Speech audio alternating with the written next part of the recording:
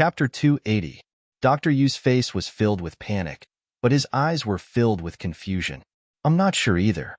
When I examined him, he really only suffered from ordinary internal injuries. I used acupuncture to force out the extravasated blood in his body. Originally, he should have recovered after taking medicine for 2 days. But I don't know how it became like this. Old Tao narrowed his eyes and looked at the middle-aged man who was bleeding from his 7 orifices. He had a bad premonition in his heart. Just then, a large group of people dressed in uniform suddenly rushed into Junji Medical Center with fiendish expressions. I am Tianyuan City's Deputy General Liu. I heard that there was a murder case in Junji Medical Center. Is this true? As soon as the beautiful woman saw this group of people, it was as if she had met her savior. She rushed over and knelt on the ground, tears streaming down her face as she said, "Lord Deputy General, you must seek justice for my husband. My husband was a good person, but after being treated by this quack of Junji Medical Center, he unexpectedly died like this. Now they still want to use their power to silence me. I beseech the city governor and Lord Deputy General to seek justice for this common woman." Vice General Liu listened to the perfect woman's complaint. His sharp gaze swept across and landed on the dead middle-aged man. With a wave of his hand, he shouts in a deep voice, "The Junji Medical Center has caused the death of a person. This crime is unforgivable. Guards, go and arrest everyone in the Junji Medical Center for me, including their shopkeeper, and bring them all back to the penal prison." Old Tao's complexion turns completely unsightly in a split second. "This Deputy General, the matter still hasn't been thoroughly investigated. How can you casually convict our Junji Medical Center? Right now, we can't be sure that this patient was killed by a doctor from our clinic. Who else could it be other than you guys?" The beautiful woman sobbed. "Before that, my husband was clearly fine, but after this doctor examined him, he died just like that. If he wasn't the one who killed him, could it be that I killed my own husband?" Old Tao had already realized that something was wrong. Even if the doctor in the medical center really killed someone, how could the officials arrive so quickly? It was obvious that this was a trap deliberately set up against their medical center. Old Tao was about to speak when another shout came from the door. "Get out of the way. Dr. Deng of Xian Medical Pavilion has graced us with his presence. What are you still standing there for? Still not coming to greet him?" Hearing that, everyone turned around to look. Deng Hongfeng swaggered in, escorted by a few servants. When Deputy General Liu saw him, he immediately showed a respectful expression. "Dr. Deng, why are you here?" "I heard that someone in this Junji Medical Center had been treated to death, so I came to take a look." As Deng Hongfeng spoke, he frowned and shook his head. "That's why I've said it before. Not every Tom, Dick, or Harry can open a clinic and become a doctor. The benevolence of doctors was to save lives. What right did a clinic that had killed people have to exist? In the future, I will definitely have Xian Medical Pavilion raise the standards for examining doctors. I can't let those quacks mix with doctors to harm others." Vice General Liu nodded again and again, with a flattering smile on his face. "Dr. Deng, you are the only senior doctor in our Tianyuan city. How can those little girls who haven't even fully grown hair compare to her? Who doesn't know that Dr. Qin Qing is Yinwu Continent's #1 godly doctor? What enchantress of medicine, music doctor, hehe. They're not even fit to carry shoes for him and you." Deng Hongfeng nodded arrogantly, then walked to the side of the middle-aged man and squatted down to take a look. Chapter 281. When the beautiful woman heard this, her eyes immediately lit up and she loudly said, "Even Dr. Deng has said so. What else do you have to say? Lord Deputy General, you must not let the murderer go." Deputy General Liu immediately waves his hand. There's a murderous look in his eyes. "Come, take away all the murderers for me and interrogate them. Seal up the Junji Medical Center." The sabers and swords in the hands of the people below clanged, and they were about to speak. Suddenly, a melodious and sweet-sounding voice drifted over with a hint of indifference. "Murderer? Haha, who told you that this man is dead?" Almost at the same time, everyone turned to look at the source of the sound. He saw a young girl dressed in green slowly walking over, holding the hand of a child of about 4 or 5 years old. The girl's makeup was light, but her face was as delicate and beautiful as the bright moon. Her slightly raised eyebrows and the corner of her eyes contained a trace of indescribable languid charm. Just a glance at those sparkling peach blossom eyes would cause one's mind to be seized and their soul to be hooked. And she was holding the little boy by her hand. He was clearly at such a tender age, but his handsome face was expressionless. His blue eyes were as cold as ice. As he slowly walked over, he unconsciously emitted a noble aura that was impossible to ignore. Many of the people present had never seen Mayan before. As soon as he saw her, it was as if he had lost his soul, and he could not recover for a long time. But there were also people who had seen her true appearance. After a moment of absent-mindedness, she couldn't help but cry out in alarm, "Enchantress! It's the Enchantress!" This shout caused the atmosphere in the medical center to suddenly change. Everyone looked at her with eager eyes. That atmosphere of quack doctors in Junji Medical Center just a moment ago disappears without a trace in a split second. The strength of a doctor did not depend on their eloquence and their titles. Instead, it was true strength.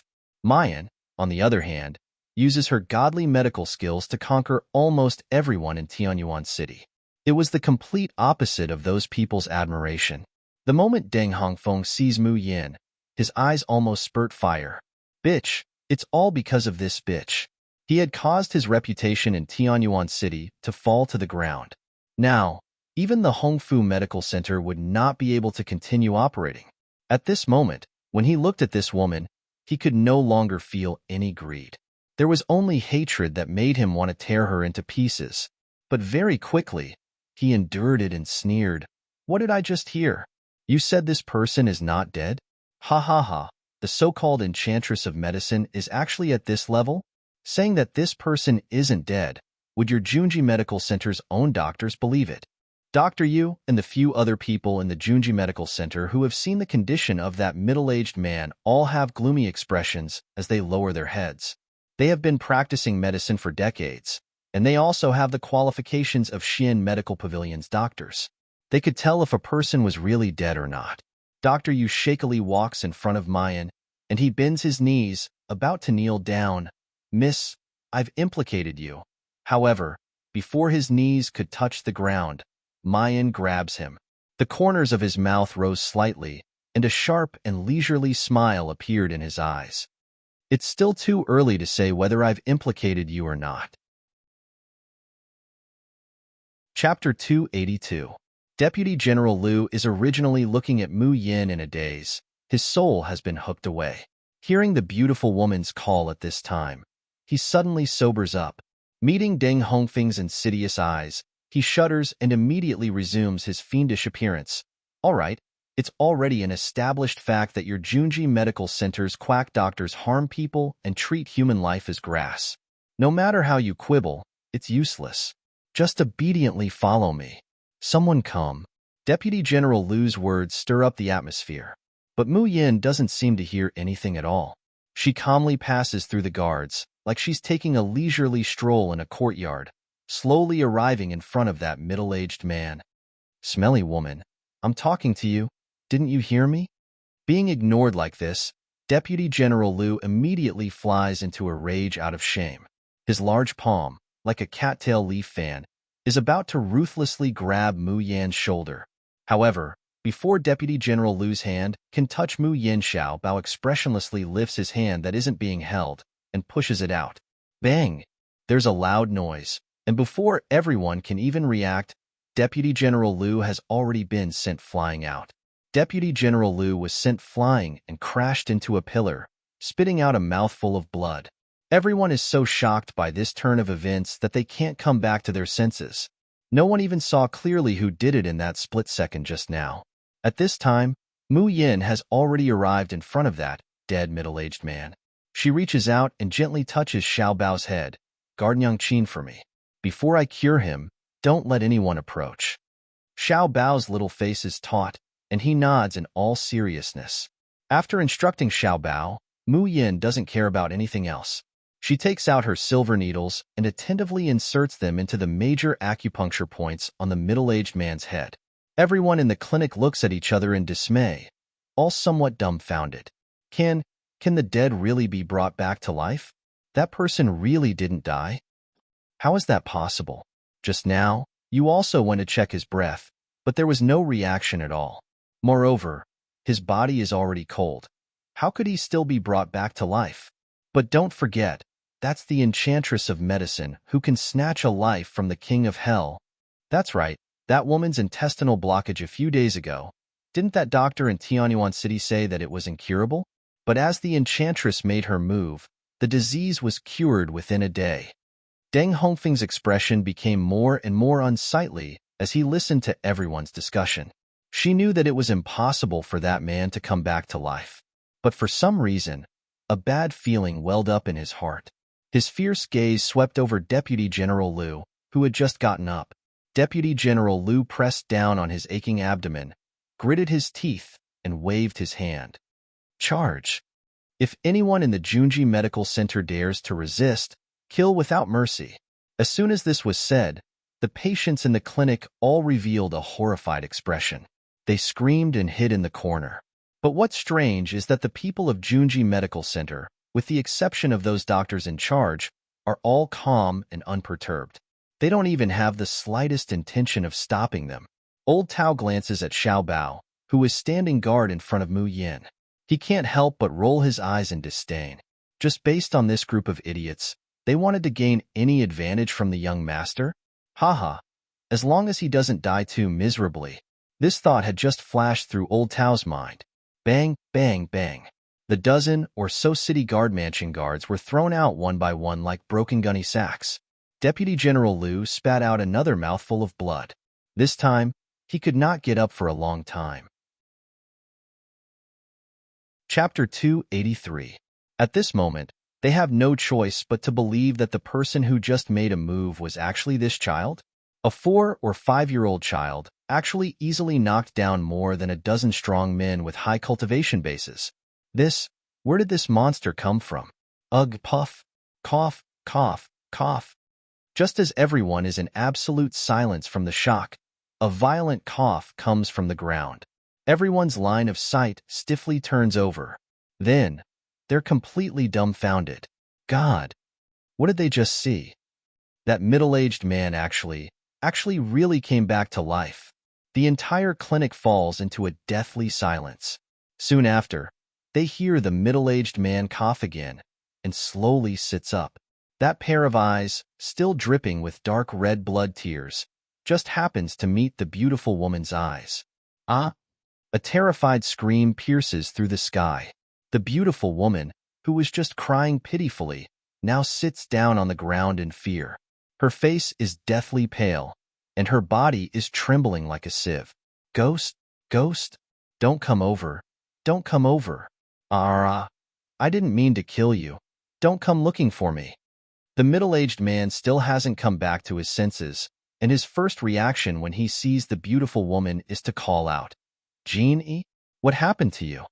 He didn't expect that in return, the beautiful woman would tremble even more in fear. At this time, the other people in the clinic also come to their senses. He came back to life. He really came back to life. God. It turns out that the Enchantress of Medicine really has the ability to bring people back from the dead. This is the first time I've seen such godly medical skills. The Enchantress of Medicine really deserves to be called the #1 genius doctor in Tianyuan City.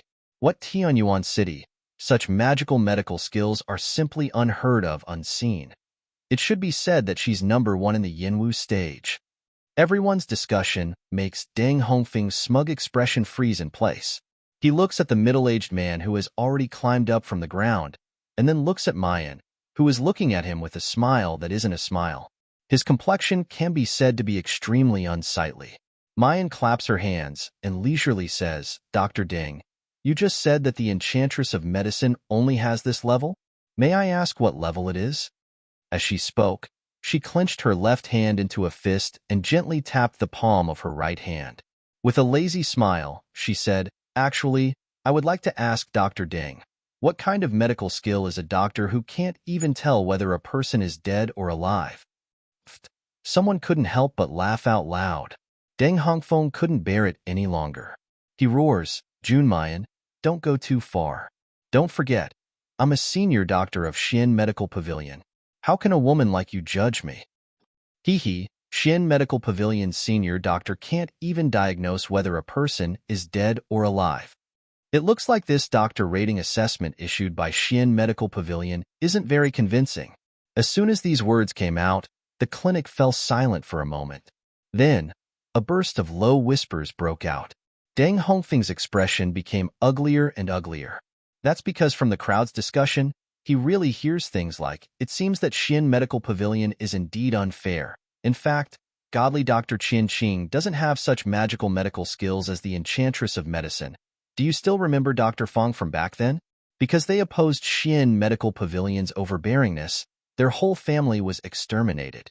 In addition to hatred and madness, there was also a faint sense of panic in his heart. Master had him come over to develop Xin Medical Pavilion's forces." Chapter 284. Jun Mayan doesn't care about him. Instead, she looks at that beautiful woman. "Oh, that's right. Was it you who just said that my clinic treated someone to death?" The beautiful woman meets Mayan's pair of bottomless peach blossom eyes, and her whole body quivers. Repeatedly shaking her head, she says, "No, no, no. I made a mistake. This commoner woman was just anxious about my husband." Hee hee, anxious about your husband? The corners of Mayan's mouth slightly curve up. But why did I just hear you say that you didn't mean to harm him? Moreover, if you really were anxious about your husband, then when you saw him come back to life, your first reaction wasn't to be wild with joy, but to fall to the ground in fright? Saying that, Mayan also pouts at Dr. Yu. You see, the person you accused of killing your husband, when he saw your husband come back to life, he didn't feel afraid at all. Instead, he was very happy. Being called out, Dr. Yu is simply overwhelmed by the favor. He promptly bows deeply towards Mayan, and when he raises his head, the rims of his eyes are red. "Many thanks to Miss for saving me." Mayan smiles at him, but doesn't say anything. Hearing Mayan's question, the middle-aged man is already looking at the beautiful woman with a sharp gaze. The beautiful woman can't help but tremble from head to toe. I just didn't think that my husband would still be alive. So happy." Halfway through her words, a hand suddenly clutches her throat. The middle-aged man coldly says, "No wonder when I stood up, I felt pain in my neck. That was when you attacked me, wasn't it? You vicious woman, I've been good to you. How could you treat me like this?" Saying that, the 5 fingers suddenly tighten. The beautiful woman's eyes widen in horror, and she can't bear it anymore. She lets out a hoarse begging for mercy. "No, it wasn't me. It was the people from the Hongfu Medical Center who made me kill you in the Junji Medical Center, and then frame them. People from the Hongfu Medical Center? Who?" The beautiful woman looks towards Deng Hongfeng with tears in her eyes, but she suddenly feels a sharp pain in her head, and then she completely loses her breath. The one who did it wasn't the middle-aged man, but a guard beside Deng Hongfeng. That guard looks very ordinary, but when he made his move just now, he exudes a frightening cultivation aura. This aura was so terrifying that everyone present felt a chill down their spines and broke out in a cold sweat. After returning to Deng Hongfeng's side, he sneered and said, "A vicious woman dares to frame a senior doctor? She must be tired of living. And you?" He looks at Mayan. His eyes are so cold that they can freeze people. "Keep your mouth clean for me. The Grand Xian Medical Pavilion isn't something that a silly little girl like you can provoke." When Xiaobao heard that someone was insulting his mother, his eyes flashed with coldness, and he took a step forward to attack. However, Mu Yin quickly pressed down on his shoulder. This guard's aura was very dangerous. Although her cultivation is not as good as hers, Mayan has an inexplicable intuition of danger, especially when he was hiding behind Deng Hongfeng just now, and even she did not notice him. She herself might not be afraid to make a move, but the innocent patients of Junji Medical Center might suffer a calamity. Deng Hongfeng's eyes lit up when he saw the guard's action. Guardianly, you're finally willing to help." He was clearly a guard, but Deng Hongfeng was extremely respectful towards him. Chapter 285. His cold gaze sweeps over Deng Hongfeng, and finally falls on Mayan. If you want to blame someone, blame this woman. She actually dared to insult Xian Medical Pavilion. Today, seeing that you're already a senior doctor of Xian Medical Pavilion, I won't take your life. I'll just give you a little lesson. As soon as he finished speaking, his figure disappeared from where he was like a flash of lightning. By the time everyone comes to their senses, a palm wrapped in powerful internal force is already ruthlessly swatting down on Mayan. This palm isn't just rolling and vigorous internal force, it's also boundless. What's even more frightening is the sinister air that's being emitted from it. Even the people who are a little closer, when they come into contact with that little bit of sinister air, they feel their chi churning, their skin burning like it's on fire. Everyone in the Junji Medical Center, including Old Tao and the others, all show frightened and worried expressions. Some people can't help but shout, "Be careful, Enchantress of Medicine." Even Xiao Bao feels that curling internal force heat wave and feels a suffocating sense of oppression. His cold and handsome little face tightens in a split second. However, before he could get ready for battle, his collar is pulled, and he's directly pulled behind him. A fair, jade-like palm slowly pushes out. Under that wave-like sinister internal force, this pair of jade hands seems like they could be destroyed at any time. But in the next moment, a miraculous scene happens. In the air, the white jade palms suddenly flip and overlap. Layers upon layers of afterimages, like layers of Tianshan snow lotuses blooming. Then, there's clearly no strings being plucked. Everyone's ears seem to hear a melodious and sweet-sounding sound of a zither. Following the sound of the zither, the Black Indian internal force seems to have encountered its nemesis. It's quickly swallowed up. Those that aren't swallowed also flee in panic like stray dogs. A trace of shock finally appears on the face of the guard, who has always been aloof. Just then, the two hands meet. Clang! This is the droning sound of a zither. Bang! This is the collision of internal force when the two palms collide. The two people simultaneously retreat. Mayan takes 3 steps back. That Protector Lee takes 7 steps back. When he finally stabilizes his figure, his complexion turns green and white, so unsightly that it could drip ink. His eyes are fixed on Mu Yin, almost unable to control his tone and emotions. "You? Just who are you?" She was obviously a young girl who wasn't even 20 years old, but she was actually able to exchange blows with him. Didn't that mean he had to have a Xiantian cultivation? No, it was definitely not as simple as a Xiantian master. But how was that possible?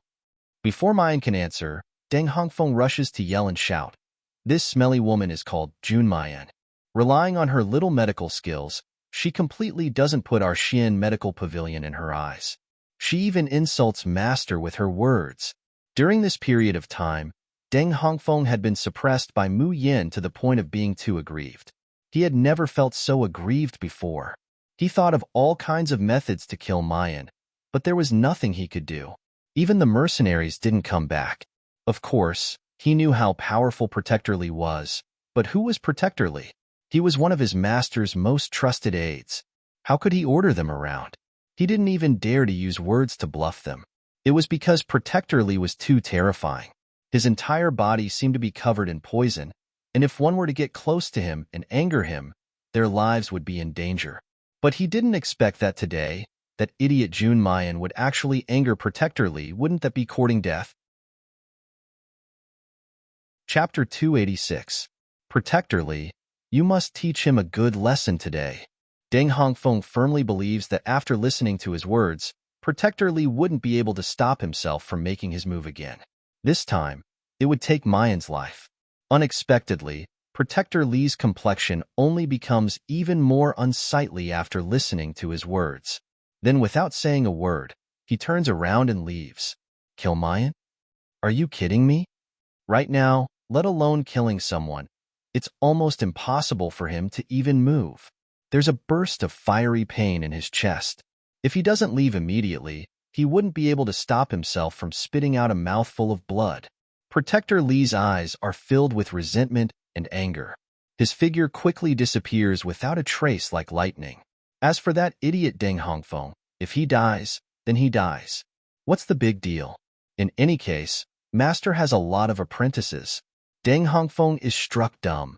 Protector Li, why are you leaving? He shouts, wanting to follow him out. But before he could step out of the door, his feet stagger, and he falls flat on his face. Then he hears Mayan's chuckling voice. Deng Hongfeng, where do you think this place is? You can come and go as you please? Deng Hongfeng's fall isn't light. It's quite a while before he can raise his head, shaking it. But he finds out that the patients of the Junji Medical Center have already been driven out. The only ones left are the people from the ink camp, his subordinates, and Deputy General Liu's group. Everyone is hung upside down and tied up. The people from the ink camp are grinning as they take off their clothes. Deng Hongfeng shudders, his voice sharp and thin. Jun Mayan, what do you want to do? I'm an elder of the Xian Medical Pavilion. I'm the genius doctor's apprentice. What do you dare to do to me? Bang! A foot steps on his head, directly pushing him into the ground. Pa! A thick spit is spat on his face. The ink camp's Guan who picks his teeth and says sloppily, what are you being so noisy for? Lousy's ears are about to go deaf from your noise. Do you believe that I won't step on your eggs if you keep making noise? You lowly slave, you actually dare to Before Deng Hongfeng could finish his words, there's really a foot that directly steps on his unspeakable position. With a cracking sound, everyone seemed to have heard the sound of eggs breaking. Everyone, including Old Tao who is watching from the sidelines, as well as Guan who just spoke, have goosebumps on their bodies. He kept feeling a chill in his crotch. Looking at Chang Yu who had just moved his leg, both of them shuddered. That's because Chang Yu is the first to break through in the ink camp, and he's also the first to choose to be loyal to Xiao Bao. Therefore, his image had always been more mature, prudent, and somewhat gentle. But he didn't expect that his opponent would be such a ruthless person. Chang Yu retracted his leg, but acted as if nothing had happened. He said indifferently, the scene is rather bloody. Does Miss want to take the young master away? Everyone looks at Mayan and Xiao Bao. Xiao Bao clenches Mu Yan's fingers. Mu Yan smiled faintly and said, all right, I'll leave the rest to you. I don't need any confessions or promises, as long as he doesn't die too easily. Deng Hongfeng, who was in so much pain from his balls being crushed, suddenly widened his eyes, which were filled with fear and pleading. Unfortunately, no one here will pay attention to him. Just as Mu Yan is about to turn around, she pauses. She faintly looks at Deng Hongfeng for a moment, then says, go and call Big Brother. I believe that he would also want to see this man's end. Chapter 287. Mu Yan leads Xiao Bao back to the room. As soon as they entered, Xiao Bao threw himself into her arms and hugged her thigh tightly. She raised her head, her blue eyes wide open, but the rims of her eyes were red.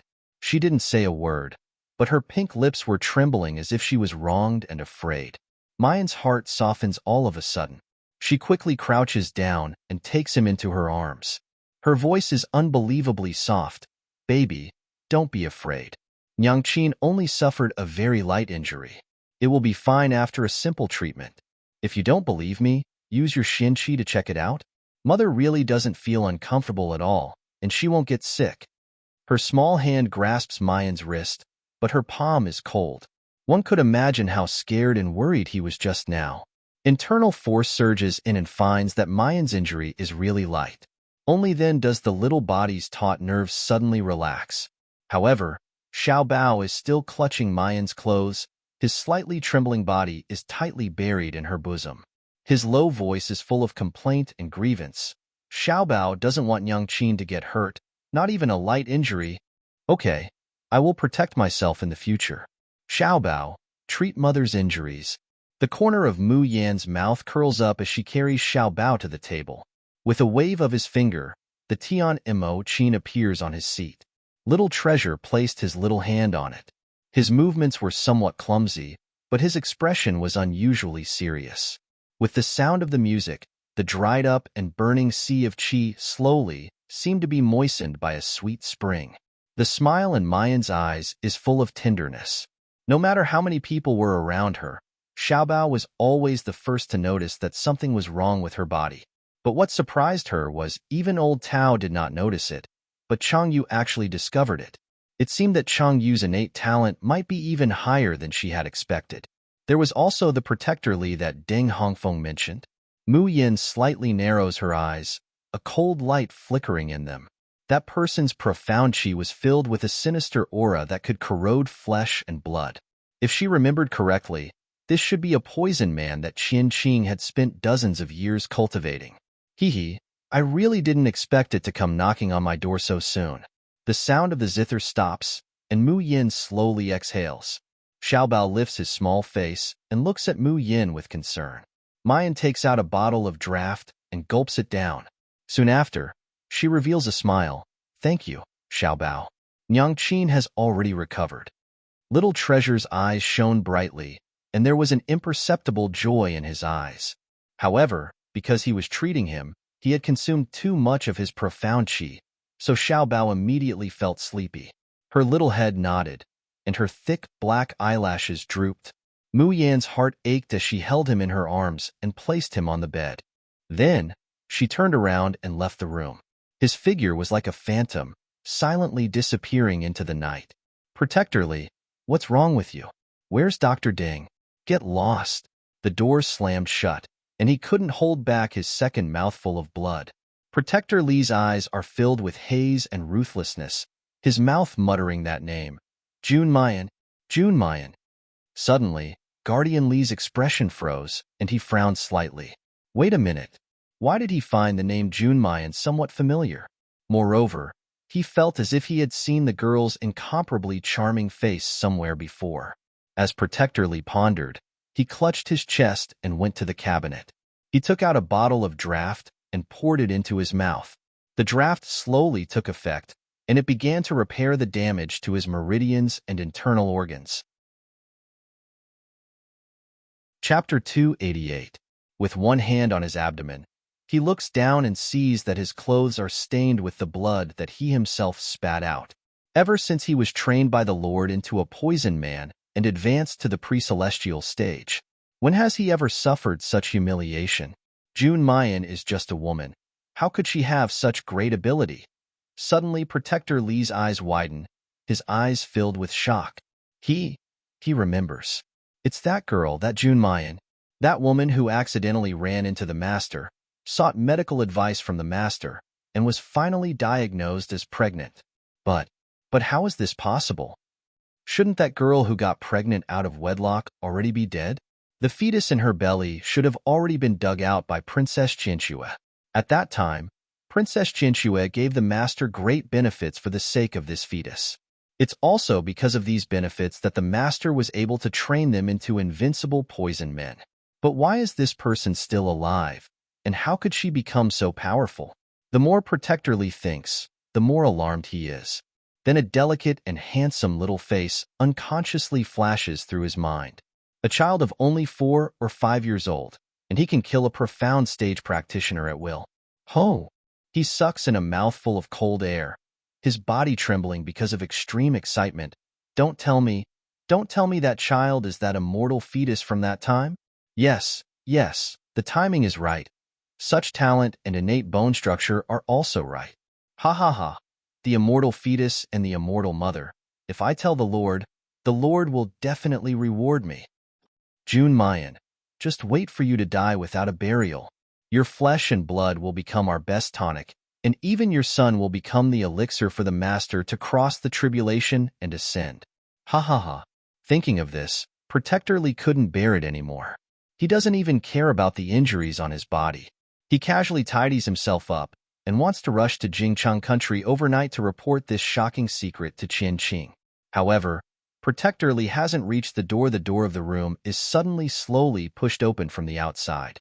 Because of the poor lighting inside and outside, Protector Li can't clearly see the figures of the people outside. He only faintly feels that the surrounding air is filled with a kind of powerful pressure that almost suffocates him. Who are you people? He can only see that there are 2 people standing outside, and they are 2 tall and terrifying men, especially the one in front. Even though Protector Li couldn't see his face clearly, he could still feel the pressure emanating from his body. It was a pressure that made everything in the world submit to him. Just now, you said that you wanted someone to die a horrible death? The man's voice was deep and magnetic, indescribably sexy and majestic. But when Protector Lee heard it, he didn't know why, but his body couldn't help but tremble. He was a mid-level Scientiana. Who in the world could make him tremble? You were sent by Junmayan? Protector Lee gritted his teeth and roared in a threatening manner. What? She's afraid that I'll know the identity of her and her bastard. So she wants to kill me? I'm telling you. You better not push me too far, otherwise. Before he could finish, a pair of hands clasped his neck. The hands were dry and cold. When he grabbed his neck, it was as if a piece of thousand-year-old ice had blocked his windpipe. Protector Lee's eyes widened in horror and his legs kicked wildly. The man's cold voice rang in her ears. Who are you calling a bastard? Chapter 289. However, that man is certainly not simple. After all, that bastard has an immortal physique. Haha. If a living immortal physique is refined into an elixir, it can let my master ascend in an instant. Say, if this news were to spread, who in the Yinwu continent wouldn't want this mother and son?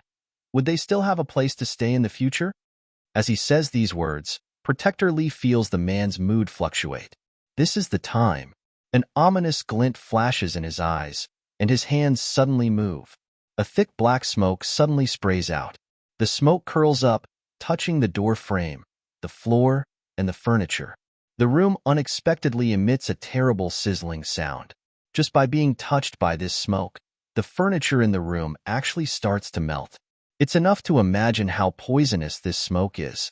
Protector Lee feels the tight grip on his neck loosen, and he immediately takes a step back. He laughs heartily. How is it?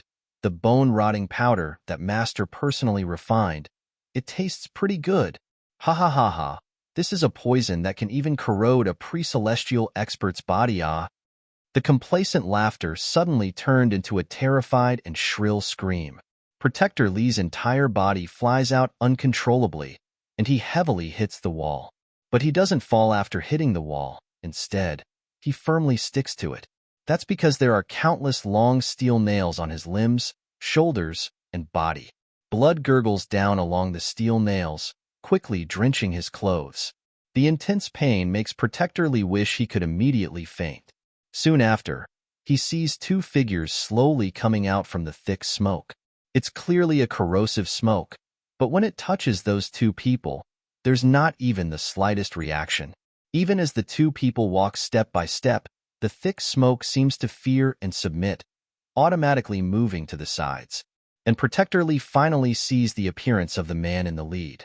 It's a handsome face that could make all the women in the world go crazy. The tall figure, every inch of it has a perfect curve, and there's a power that can make people's blood boil. But the most shocking thing isn't his appearance, but his temperament. Graceful, noble, disdainful, ruler descending upon the world.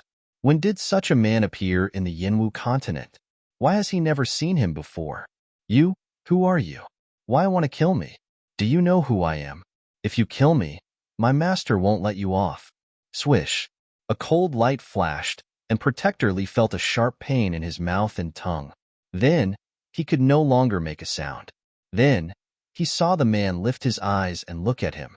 His only glance was extremely cold, as if he was looking at a disgusting ant. For hurting her, you don't even deserve to die. Taking advantage of the night, Mu Yin quickly arrives at Enforcer Lee's residence. But as soon as she entered the door, she felt that something was wrong. A pungent stench assaulted his nostrils. It was accompanied by the man's low, broken moans. His moans were filled with pain and despair, but he just couldn't break free. He pushed open Protector Lee's door. Even with Mu Yin's calmness, she was still somewhat unable to recover from the scene in front of her. What the hell was that meatball nailed to the wall? Judging from his aura, it seemed to be Protector Lee. But how did Guardian Lee turn into such a ghostly state? Chapter 290. This is simply more painful than death, isn't it? Her own enmity was inexplicably avenged? Although she also very much hopes that this henchman of Qin Qing's will die without a burial site. But, in the end, who was it that made the first move? Mayan slightly knits her brows and slowly walks 2 steps inside the room. Suddenly, A strange breath rushes into the tip of her nose, making her breath slightly sluggish. However, she quickly returns to normal and leaves with a puzzled look on her face. After Mayan has left, two figures appear. Han Yi couldn't help but ask softly, Junshang, are you not going to meet with Miss Mayan? Humph. The man at his side turns his head, his expression as cold and unapproachable as ever. But within those blue eyes, there's a hint of gnashing teeth resentment. Not meeting. Han Yi can't help but secretly roll his eyes. Say you won't meet, but don't be so worried, unable to sit or stand still. You even do this kind of thing like peeping. Say you won't meet, but don't go crazy with jealousy when you see Miss Mayan being intimate with a man. Say you won't meet, but don't run over to avenge Miss Mayan when you see her injured. Qi Yin Imperial Palace. Cough, cough, cough. Violent coughing sounds, and it's accompanied by a pungent smell of medicine, filling the room. As soon as Liu Beiyu hears the coughing, he immediately drops his paintbrush and rushes over. He helps the person on the bed up, his face full of concern. Big brother, how are you? Are you all right? The youth on the bed shakes his head, revealing a weak smile as he looks up at Liu Beiyu. He sees that the youth has a handsome face, but it's extremely pale. His pair of beautiful eyes seem to be covered with a layer of white nebula, making him look like a blind person who can't focus. Especially when he coughs, this white nebula becomes even heavier. Liu Beiyu looks at the youth's deathly pale face, the sweat on his forehead, and the increasingly deep white nebula in his eyes. His eyes are full of worry. Big brother, isn't your illness getting worse? Listen to me, come with me to see my master. Okay? Maybe my master can cure you? Cough, cough. The youth coughs twice, then he shakes his head with a wry smile. You said it yourself, your master is an apothecary, not a doctor. My illness can't be cured by medicine. Even the divine Dr. Qian Qing had no way to cure it. So how could anyone else be able to cure it? Why go through the trouble of making this trip? Liu Beiyu wants to refute that his master is omnipotent. But when he thought about it, he realized that he had never seen his master's medical skills other than sewing chicken legs. Apui, sewing his legs, it seemed like he had never seen any other medical skills. If Big Brother painstakingly went there but couldn't cure it in the end, Big Brother would definitely be very sad. Moreover, the problem was that he didn't know where his master was. Let's not talk about this. Big Brother, look at the painting I just drew. What do you think? You've made great progress, haven't you? Since there's no solution, Liu Beiyu simply changes the subject. You see, this is Imperial Father's Imperial Bodyguard. His body is the most satisfactory of all my works. Only to see Liu Beiyu spread out the drawing paper, impressively drawing a man who is almost completely naked from head to toe, only using vine leaves to cover his important parts. The man was tall and sturdy, with muscles all over his body. But Liu Beiyu posed it in a gentle and beautiful posture. That appearance is really unspeakably strange. Chapter 291. Liu Beiyu is extremely satisfied with his masterpiece. He thought to himself, Master is so smart, telling me to draw a tall and sturdy man, not a beautiful woman. Sure enough, his painting skills had improved by leaps and bounds. When he saw his master, he would definitely let his master take a good look at him and praise him. When the young man on the bed saw the painting, he could not help but twitch the corner of his mouth. He wanted to say something but stopped himself. At this moment, a young eunuch hurriedly ran in. When he saw the two of them, he kowtowed and said, Your First Highness, Your Third Highness, I have something to report. What is it? It's news from Tianyuan City. The little eunuch raised his head, his face full of excitement and agitation. It's said that a famous doctor has appeared over there. He can cure the terminal stage of intestinal ulcer and can even bring the dead back to life. Some even said that her medical skills were better than Miracle Dr. Qian's. What doctor? How could he be more powerful than Dr. Qian? Liu Beiyu's eyes also brighten. What's his name? What's his background? Since it's in the territory of my Qi Yin country, just invite someone to the Imperial Palace to diagnose Big Brother's illness. The young eunuch showed a hint of hesitation. I heard that the miracle doctor has a very strange temper. He only sees a few patients a day and doesn't pay anyone's bills. I'm afraid it won't be easy to invite him. Liu Beiyu's brows wrinkled all of a sudden. What the hell? How dare you ignore the summons of our imperial palace? Tell me, where did he come from? Could it be someone from Xian Medical Pavilion? Does it have anything to do with Qianqing? The little eunuch shook his head. This doctor, the people of Tianyuan City gave her a nickname, Enchantress of Medicine, meaning charming ghosts and gods, doctor in charge of heaven's will. This was not only because of the doctor's miraculous medical skills, but also because she was an extremely beautiful young lady. Girl? Liu Beiyu's eyes suddenly widened. As if he had thought of something, something seemed to be burning in his eyes. What's her name? The enchantress is called June. June Mayan. Bang. Liu Beiyu stumbles and awkwardly falls to the ground. Third brother. The young man on the bed screamed and wanted to reach out to support him. He sees Liu Beiyu quickly climb up, his face still a little red from the fall, blooming with an excited smile. Big brother, it's Master. The Enchantress Mayan is the master that I told you about. I told you that Master would definitely be able to cure you. Just you wait. I'll go to Tianyuan City now and invite Master over to treat you. Believe me, Master is omnipotent. She will definitely be able to cure your illness. Tianyuan City, Junji Medical Center. Get out of the way. Don't block the way. Let my family's palace. Let my family's young master pass. The crowd outside the clinic was suddenly pushed aside by a few muscular men who were dressed similarly. Each of these brawny men was at least at the mystic stage. Their eyes were sharp and their auras were threatening. One look, and you could tell that they were not to be trifled with. The crowd retreated to the sides, but there was worry on their faces. Why did someone come to cause trouble again? Could it be that the people of Xian Medical Pavilion want to lay their hands on the Enchantress of Medicine? This is going too far. The Junji Medical Center clearly didn't do anything wrong, but they keep coming over to make trouble again and again. The commotion here also alarmed the ink camp guards inside the medical center. They've already been informed that they might be facing the counterattack of Xian Medical Pavilion. Chapter 292. Immediately, their eyes lit up with excitement. Damn, this group of grandsons from Xian Medical Pavilion finally have the guts to come and cause trouble. I've been waiting for them for so long that I'm going to rot. That's right. If we don't fight, we have to be drilled every day. It's a living hell. Brothers, the fat sheep has delivered themselves to us. Beat them to death. However, don't beat him to death, lest you get bored later on.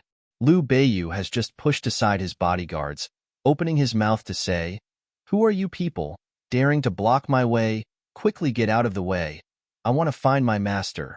Before he could finish saying master, a huge fist was already flying towards his face. A scream. Then came the sounds of fighting. In just a short span of a few dozen breaths, Liu Beiyu and the guards he brought are already lying on the ground. All of them had bruised noses and swollen faces. They exhaled more than they inhaled, and they couldn't even get up. Guan, who directly sits on Liu Beiyu's body, and sneers. "Speak. Who sent you? What do you want to do running to our Junji Medical Center?" Liu Beiyu ruthlessly glares at Guan, who, gnashing his teeth, You bunch of bastards. How dare you treat me like this? My master and senior brother won't let you off." I'm so scared." Guan, who picked his ear. "Why don't you tell me? What are the names of your master and senior brother? Let's see if I'm scared or not." Ha ha ha. The surrounding people of the ink camp burst into laughter. Just as he was laughing, he heard a commotion in the crowd. Someone shouted, "It's the Enchantress of Medicine. The Enchantress and young master are back." Then, a girl in green with a face as white as snow slowly walked over, holding the hand of a cute child. The moment he saw the two, Liu Beiyu's eyes redden all of a sudden, and he yells at the top of his lungs, "Master, little brother, help, ah!" Whoosh. Everyone seemed to hear the sound of leaves blowing past their ears. Guan, who stiffens. He turns his head and woodenly looks at Liu Beiyu. Who are you calling master?" Right at this moment, Xiao Bao had already struggled free of Mu Yan's hand and slowly walked over to him. His gaze slowly moves up from Liu Beiyu's tearful face, falling on Guan, whose body that is already so stiff that he can't move. Young master, you. Xiaobao slightly narrowed his eyes and said in his unique childish voice, "What do you want to do to my stupid junior brother?" Hearing his words, the tears in Liu Beiyu's eyes suddenly gushes out. "Little senior brother, you must uphold justice for me." Xiaobao turned his head away with a look of disgust on his face and spat out the word, "stupid." However, her small hand still stretched out, grabbed Guanhu's collar, and directly threw him out. Throughout the whole process, Mu Yin stood on the side with a smile on her face, a peculiar light circulating in her eyes. Xiaobao looked cold, but once he treated them as one of his own, he would protect them. For example, this stupid prince who had only been her disciple for 3 days and hadn't even learned half a move from her. Just because Liu Beiyu calls him little senior brother and trusts him wholeheartedly. Young Miss. The people of the Ink camp tremble with fear and trepidation as they line up in front of Mu Yin. Shrinking their heads, they have a pitiful appearance. "We really didn't know that this was your disciple. The main thing is, the Miss and the Little Master are clearly so valiant." Chapter 293. Although Liu Beiyu and his guards have been beaten miserably, they're still only injured. In Mayan's hands, they're easily cured. Lowering his head and drinking a bowl of medicine, Liu Beiyu frowns. Just as he puts the bowl down, he sees a row of Ink camp brawny men standing in front of his bed. Each and every one of them has a fiendish look, as if they're itching to skin him and dismember him. What are you guys doing?" Liu Beiyu's voice unconsciously trembles. He's really scared from the beating just now. Just as he's bewildered, he hears the man who just gave him the first punch say in a gruff voice, "Speak. How are you going to punish us?" If you don't punish us, the Little Master will definitely peel off a layer of our skin later." Seeing Liu Beiyu's stupefied look, Guanhu gets even angrier. He looks at him from head to toe, sizing him up from left to right. The more he looks, the more upset he gets. With this weak chicken appearance, it would be strange if he could think that this person is the Mrs. Apprentice. You can't blame them for getting beaten up. Are you really the Mrs. Apprentice? The disdain in his tone is almost overflowing. As soon as Liu Beiyu hears this, he immediately explodes. "Of course I'm Master's apprentice." This group of people can question his identity as a prince, but they can't question his relationship with his master and little brother. Guanhu curls his lips and says, "With your weak chicken appearance, which part of you looks like the Mrs. Apprentice? Which part of you looks like the Little Master's apprentice?" Who would have thought that Liu Beiyu wouldn't feel the slightest bit ashamed or annoyed at being called a weak chicken? On the contrary, he's bold and confident. "I didn't learn martial arts from Master. What does my weakness have to do with whether I'm Master's apprentice or not?" Not martial arts? Then what is it? Is it medicine? Liu Beiyu has an inscrutable look on his face as he shakes his head. It's also not medicine? Is it alchemy? He continues to shake his head. This time, the people of the Ink camp are really curious. "In the end, what did you learn from the Miss?" Liu Beiyu shows a mysterious smile. Then he has someone bring over a package from the side. He takes out a mounted scroll from inside. As the scroll slowly unfurls, the rough men of the Ink camp see the vivid and lifelike drawing on it, and then everyone is petrified. What is this?" Guanhu used his coarse and wild voice, like a duck's quack, to forcibly let out a eunuch's shrill cry. The other people from the Ink camp are also dumbstruck, their expressions lifeless. This scene was simply too hard to accept. In the painting was a 7-foot-tall man like them, but he was wearing light muslin and had a drunken and enchanting posture. The scene was still very beautiful. The 7-foot-tall man's face was hazy, but his posture was the perfect combination of gentleness and strength. The entire picture was vivid and lifelike, as if it was about to leap out of the paper. It was so goddamn lifelike. Guanhu looked sluggishly at Liu Beiyu. You said you learned it from Miss? That's it?" Liu Beiyu's face was full of admiration and awe. "Master's painting skills are much better than mine. Initially, when he gave me several paintings of beauties for my personal bodyguards, each one seemed to have a soul. Although I've been diligently practicing during this time, I still couldn't learn even 1/10 of master's skill. Suddenly, his voice pauses. His gaze looks up and down at Guan Hu and the others, the light in his eyes getting brighter and brighter. Chapter 294. There's an ominous premonition in his heart. It's like a runaway wild horse. Sure enough, the next moment, Liu Beiyu claps his hands and says excitedly, "Didn't you just say that you want me to punish you? There's no need for punishment. Each of you will be my model for a day. Just like my guards, take off your clothes and pose in all kinds of poses. I promise, it'll be very easy. I draw very fast." Guan Hu feels cold sweat dripping down from his head. He takes a step back, then another, hee. Still not necessary. We'd better obediently accept the miss and the little master's punishment. Saying that, the group of people look at Liu Beiyu like they've seen a ghost. They break into a run.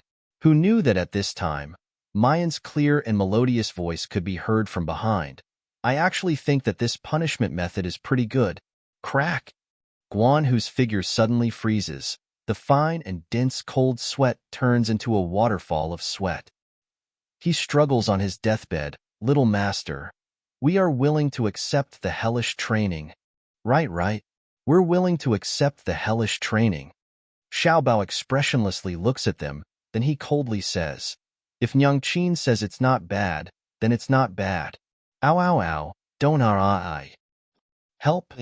Amidst ghostly wails and wolf-like howls, the 7 or 8 people from the ink camp who had bullied Liu Beiyu and his guards are all stripped of their clothes. Only some enchanting ornaments are left to cover the important parts of their bodies. There's a pink scarf. There's a red maple leaf. There's even a shell inlaid with pearls, specifically covering the 3 key points. Yin Haoyan violently suppresses Guan Hu and the others who want to resist. Turning around, he finds Feng Haiteng standing by Mayan's side, staring fixedly at this scene. His eyes, which had always been cold and indifferent, surged with an amused smile. Just like a child, curious and naive. Yin Haoyan hasn't seen such a lively Feng Haiteng for a long time. Since their reunion, Yin Haoyan has refused to be together with Feng Haiteng, causing her reticent face to almost completely lose its smile. Seeing this scene, Yin Haoyan should be gratified and happy. However, Feng Haiteng's eyes were almost glued to those naked men. However, Yin Haoyan could not help but feel a burst of anger in his heart. Almost without thinking, he stepped forward and covered Feng Haiteng's eyes, dragging her out. Feng Haiteng was stunned and wanted to resist. When she found out that the person pulling her was Yin Haoyan, the corners of her mouth immediately hooked up into a gentle smile. She obediently followed him and left. Feng Haiteng and Yin Haoyan's departure did not affect the painting process in the slightest. Guan Hu and the others looked as if they had lost their parents, wishing that they could bang their heads against the wall and die. If they had known that they would end up like this after beating up that weakling, they would definitely not have touched a single hair on that weakling's head. Seeing Yin Haoyan leave, Guan Hu rolled his eyes, wanting to sneak away. But before he could take a step, he hears Mayan's beaming voice. "I think, Guan Hu, you seem to be wearing too many clothes. Why don't you take off the black veil as well?" "Don't." Guan Hu almost kneels down in front of this grandaunt. I won't run anymore." The other people in the ink camp who haven't been punished don't care about his wailing. One by one, they come over, laughing and giggling. They tear off the veil on his body, letting his majestic body be completely revealed before everyone. Chapter 295. Good. It really has a great feeling. Master, they're really worthy of being your people. They're even more majestic than the guards in the imperial palace. Quickly pose yourselves. I'm going to paint. As he speaks, he lifts his brush. But after a few strokes, he slightly frowns. I feel that something's not right. They seem to be lacking a more explosive core. Don't you think so, Master? Mayan nods, expressing her approval. This disciple of hers isn't very good at martial arts, but his talent in painting is excellent. As soon as Liu Beiyu sees that Mayan approves, a pair of bright eyes immediately turn towards the other ink camp members. Coming into contact with his line of sight, Those ink camp people who were still taking pleasure in other people's misfortune suddenly turn aghast. They can't wait to break into a run. However, under Mayan's beaming gaze, each and every one of these people's legs tremble, and they don't dare to budge. Sob, sob, sob. Miss, please spare us. We didn't do anything wrong. Right, right. We didn't do anything wrong. We don't need to accept punishment, right? Liu Beiyu says with an excited face. You're dedicating yourself to art. How can you say that it's a punishment? Master, don't you think so? Mayan curls up the corners of her lips, smiling like a flower. Her whole face is as bright as the sun, and as bright as the moon. Mississippi suddenly, a deep voice rings out from behind her. Chang Yu slowly walks in front of her, kneels down on one knee, and slightly bows his head. This subordinate is willing to paint. In an instant, the whole audience goes silent. The ink camp people blink, and then they pick their ears, but they still feel that it's inconceivable. Could it be that their ink camp's most outstanding elite, Chang Yu, is stupid? But Chang Yu doesn't pay attention to anyone's reaction. He stands up and neatly takes off his clothes and pants, revealing a lean and slender body, tall and clean. Chang Yu's face is covered with scars, rough and ugly, but what's strange is that his figure is exceptionally good. The skin on his body is also smooth and tight, revealing a sexy honey-colored hue. Even someone as calm as Mayan is also somewhat dumbfounded. What kind of development is this? Good, good, good. That's great. This is the fulcrum I want, the one and only core. Liu Beiyu excitedly jumps up from his seat. With trembling hands, she took a piece of black cloth and tied it around his waist. Chang Yu was pushed to the center of the 8 people, putting on a drunken and confused posture. But this posture, coupled with his slender waist and long legs, had an inexplicable charm that made one's blood boil. Guan Hu and the others, who were originally scattered like sand, under the guidance of his imposing manner, seemed to have fused into a whole. Looking at it quietly, every detail was illustrating the true meaning of strength and beauty. Mu Yin withdraws her astonished expression from a moment ago. Her admiring gaze sweeps over the scene and finally falls on Chang Yu. It was indeed a scene so beautiful that it made one's soul tremble. Since she can become Liu Beiyu's master, her attainments in painting are naturally very high. Therefore, he knew better than anyone how shocked and touched the painter was by this seemingly shameful scene. Moreover, under such shock, she faintly comprehended something in her heart. Her cultivation that had been stagnant for a long time seemed to loosen. Mu Yin looks at this scene attentively, looking at Chang Yu, who is the fulcrum. However, he didn't notice that Chang Yu's slightly drooping eyelashes were trembling slightly. Chapter 296. He clearly knows that he doesn't have the qualifications to think about the person in front of him. However, his reason can't control his heart. He can't restrain his surging emotions. He doesn't know when it started, but Chang Yu's gaze can't help but fall on the Mississippi blazing, longing, loving, but also enduring. When the Miss's eyes look at Guan Hu and the others' naked bodies, he wishes that those shimmering eyes were looking at him. So, he does it. Without any sense of shame, he takes off his own clothes and becomes Liu Beiyu's model. He only hopes that that person's gaze can stay on him, even for a moment. When those watery peach blossom eyes lazily look over and fall on his bare skin, Chang Yu almost uses all the strength in his body to suppress the trembling of his body and the redness of his skin. The skin that person is looking at seems to be burning with fire. It's burning and sweet. This is his happiest moment, but it's also his only happy moment. He can't let the Miss find out about his filthy feelings. Otherwise, he won't even have the chance to stay by the Miss's side. Bang! A loud noise comes from the roof, and gravel falls down in a swirl. It's followed by a gust of wind mixed with endless anger. Not far away, Chang Yu and the others are directly thrown to the ground. The furniture in the room fell down with a clatter, covering them securely. Especially Chang Yu. He's directly knocked into the corner by that gust of wind. He spits out a mouthful of blood and faints. Nyang Qin, Xiaobao wakes up from this unforeseen event and wants to pull Mayan's hand. But without waiting for him to move, Mayan has already disappeared from where she stood. She's firmly imprisoned in an embrace. There's a blazing, almost explosive breath, and a man's hoarse and angry voice, ringing with a fury that can tear people apart. June Mayan, you're mine. Dust sprinkles down, making people unable to see the person's appearance clearly. They can only vaguely see a silhouette. But Xiao Bao is the first to react. Lecher. Let go of mine, Yang Qin. As he says that, his small figure rushes out like a cannonball, wanting to snatch Mayan back. However, the expected impact of fist and flesh doesn't happen. When the dust settled, the figure of the man and his mother, who were still in the same place, disappeared without a trace. Xiao Bao stood stiffly in place, his face as cold as frost, and his eyes spitting fire. Little master, what happened? The ink camp guard on the side, still conscious, asks while trembling with fear, is it someone from Xian Medical Pavilion? Did they kidnap the young miss?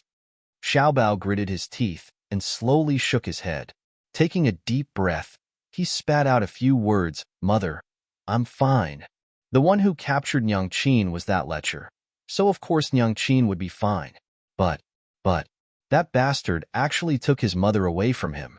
Bastard. Rogue. Rascal.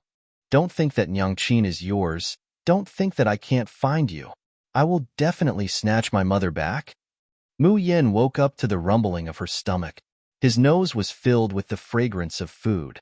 Rubbing her stomach, she sat up and looked around. He discovered that he was in a woman's bedroom that was decorated elegantly and gently. Although it was a bedroom, there were delicious dishes on the table not far away. Moreover, those dishes were still steaming hot. One look, and it would make people's fingers move. Chapter 297. Mu Yin quickly jumps down from the bed. She casually washes her hands with the water in the basin on the side and wipes her face. He immediately sat at the table and began to eat heartily. His attitude was quite carefree. He didn't even care where he was right now. As soon as the food enters her mouth, Mayan suddenly widens her eyes, revealing an amazed expression. So delicious. It was several times more delicious than the expensive food she had eaten in big restaurants. He didn't know which chef made it, but he actually had such a high level of cooking. Oh, I really want to kidnap him back and make him cook for me. After eating and drinking to her heart's content, Mu Yin stretches with satisfaction. He patted the non-existent dust off his clothes and got up to leave. When she opened the door, she realized that she was in a huge courtyard. There was the fragrance of flowers and the singing of birds in the yard. There's also a very large area that has been reclaimed as a ridge, with a lot of drafts and herbs planted on it. Every one of them is exceptionally rare, and there are even some that Mu Yin has never seen before. However, she did not intend to stay in this unfamiliar place for long. She was afraid that if she returned late, Xiao Bao would be worried. Where do you think you're going? A deep, husky voice suddenly came from behind. Mayan's figure pauses, but she doesn't turn around. Instead, she leaps up.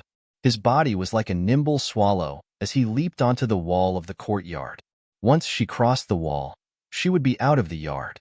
Deming Ju didn't expect that this woman clearly knows that it's him, and even heard his voice. She didn't even turn around to look at him. Instead, he ran away. Did she really hate and despise him that much? When he thought of this, the anger in his heart surged along with the burning and tearing pain. In an instant, his eyes burned red. Mayan lightly steps on the wall with one foot, and her figure flies away like a bird. Suddenly, an irresistible force tugged at her waist. He actually forcefully dragged her back. Bang! The wooden door slammed against the door frame, and the whole room seemed to tremble. Mu Yan's body is firmly pressed against the door, her hands pressed on both sides, unable to move even a little bit. The man looked down at her. The dim light in the room made the man's face look a little hazy. But no matter how hazy it couldn't hide the man's almost perfect and handsome face. And that pair of eyes that seemed to be spitting fire were glaring at her, as if he couldn't wait to swallow her whole. Mayan swallows with difficulty. Deming Ju, calm down, calm down. Tell me, you want to run away from me? Why do you want to go back? The man bent down, his hot breath on her face. A faint blush quickly appeared on the young girl's fair skin, causing her already beautiful face to appear even more alluring. Deming-ju's eyes suddenly deepened. His gaze lingered on the plump lips that were bright red from a good sleep and a good meal. Her slightly upturned cherry lips were like the stamens of a flower waiting to be picked. Her faintly discernible pearly white teeth seemed to be waiting for him to lick and occupy them over and over again, declaring his ownership. Deming-ju, you, then. Without waiting for the woman in his arms to finish, he did it. For so many days, he had been thinking about it, longing for it, but was unable to vent his desire. His scorching lips captured the girl's soft cherry lips. The domineering and invasive aura swallowed all of her breaths. The hand that was originally imprisoning Mayan's body pushes her into his embrace. Chapter 298. Mu Yin originally still wants to resist. However, her nose is filled with the man's mellow and sexy scent. Her breath is plundered, her lips and teeth are violated. For a moment, her mind is muddled, and her body feels like it's being set on fire. Her body is soft like it's turned into water. Only by relying on the man's imprisonment can she not collapse. But an absurd idea inexplicably emerges in her mind. This man, when they first met, his kissing skills were clearly very unskilled to death. In just a few short months, how did he train? He actually kissed her until she was confused and intoxicated. She doesn't know how much time has passed. Deming-ju reluctantly releases those already red and swollen lips and lightly pecks a few times on the moist corner of her lips. These days, have you missed Bin-jun? The man's dark and husky voice is filled with strong lust, but also with infinite expectations. Mu Yin is silent for a moment. If she says that she basically hasn't missed him, will she be beaten to death? Sure enough, she just keeps silent. Deming-ju's face immediately turns as black as the bottom of a pot. His fingers firmly grip her chin, gnashing his teeth as he says, "You heartless woman." Mu Yin almost can't help but roll her eyes. "Who are you to this, Miss Ah? Why would I miss you?" Deming-ju really wants to ruthlessly teach this person a lesson. But when he sees that snow-like complexion and that pair of watery eyes that are as beautiful as the bright moon in the water, he can't bring himself to do it. This woman, she was born to be his nemesis. Mu Yin straightens her clothes that were a little messy from the passion just now. "I've been out for long enough. I should go back?" Deming-ju's eyes suddenly surge with a strong murderous intent and anger. "Go back? What do you want to go back for? To fool around with those disheveled wild men?" The man's voice is hoarse and gloomy, like he's suppressing a volcano that's about to erupt. There's even a trace of imperceptible grievance. Mu Yin also doesn't know why. Being stared at by such a pair of eyes, being questioned by such a voice, she unexpectedly feels a little guilty. Cough. "How can you say that I'm fooling around?" She laughs dryly. "Don't you see that I'm teaching my apprentice how to paint? A man's robust and stalwart body is the most perfect work of art, worthy to be recorded. How can you think so dirty? The most perfect work of art? Is it worth being recorded?" The man's good-looking eyebrows slowly raised. His eyebrows slanted into his temples, showing off the man's unparalleled domineering aura. But his actions make Mayan dumbfounded. The man grabbed her hand and pressed it against his chest. His husky voice carried a hint of sexiness. "Then, does Mu Yin want to record my body?" The front of the man's shirt had been ripped open, revealing his firm chest muscles. Mu Yin's little hand was grabbed and pressed against that skin. The scalding temperature almost made her scream and run away. She's obviously looking at those naked people from the ink camp with relish. There was nothing to be shy about. But looking at this man's body, and even using a brush to record it, Mayan's cheeks are so red that they could drip water. But Deming-ju has already grabbed her hand, unbuttoning his clothes. His coat slipped off, leaving his shirt open. This time, it wasn't just his sexy chest that was exposed, but also his perfect abs and waistline. The man's aura was disdainful, his figure tall and slender. Chapter 299. He looked skinny with clothes on, but muscular without clothes. She had a slim waist and long legs, coupled with a charming face. This man was simply a monster. Deming Ju grabs her hand and presses it against the waist of his trousers. His voice is unbelievably hoarse. Didn't Mayan say that she wanted a perfect record? Ben Jun's body has yet to be completely revealed to you. Really? What a monster. Mayan's whole body is red, and her nose is still a little itchy and hot. She didn't dare to look below the man's waist. He forced a smile and said, I don't need to paint. Did you prepare the food? Does it taste good? Which restaurant did you order it from? I'll also bring Xiaobao there next time. Deming Ju pauses. He narrows his eyes and looks at her with an unreadable expression. Like? I like it. Mu Yin nodded without hesitation. It's much better than what my family's chef makes. It would be great if he could eat it every day. No matter how expensive it is, I'll accept it. She doesn't know why, but Mu Yin feels that after she says those words, the man seemed to be in a much better mood. The coldness in his eyes seemed to melt away. Your wish will come true. So which restaurant is it? If you don't tell me the name of the restaurant, how can I fulfill my wish? Or was it made by your private kitchen? Mu Yin licked her lips, her face drooling. Then can you lend it to me for 2 days? She had to let Xiaobao have a taste of such delicious food. The man lowered his head and moved closer to her, his hot breath landing on the lips she had just licked. The young girl's lips were still red and swollen, recounting how he had bullied her and how sweet it felt. And right now, Deming Ju only wants to bully him again. Mu Yan's breathing suddenly becomes a little chaotic, and she quickly takes a step back. Can't I borrow it for 2 days? How about 1 day? Deming Ju takes a deep breath, suppressing the surging desire in his heart. He slowly says, you can borrow it for a lifetime. Mu Yan's eyes widen. However, before her smile could surface in those pair of beautiful peach blossom eyes, the man said in a deep voice, but not now. Mayan thinks that Deming Ju is still reluctant to part with this private kitchen, so he smiled lazily and said, it doesn't matter. For the sake of delicious food, I can wait. Since there's nothing else, I'll be leaving first. However, before he could take a step forward, the man's figure was like a phantom, suddenly teleporting in front of her. His eyes, which had just been tinged with a trace of warmth, were now gloomy again. Who said you can leave? Mu Yin raises an eyebrow. Then what do you want to do? You want me to warm your bed? However, with Jun Shang's looks, there should be many women who want to warm your bed. Jun. Mu. Yin. Deming Ju is finally at the end of his patience, almost shouting out her name. You left without saying goodbye. You didn't even leave a single word. You disappeared without a trace right before my eyes. Now you're asking me what I want? Jun Mayan, don't you have a heart? Her arm was suddenly grabbed and the man's fiery eyes were right in front of her. His eyes were filled with crazy longing, hatred, and jealousy. It was fine if this woman left without saying goodbye. It was fine if she never missed him. She actually went to look at other men's naked bodies. Heaven knows that when Deming Ju saw that scene, the immortal force within his body almost couldn't be controlled and exploded, almost destroying the entire Yinwu continent.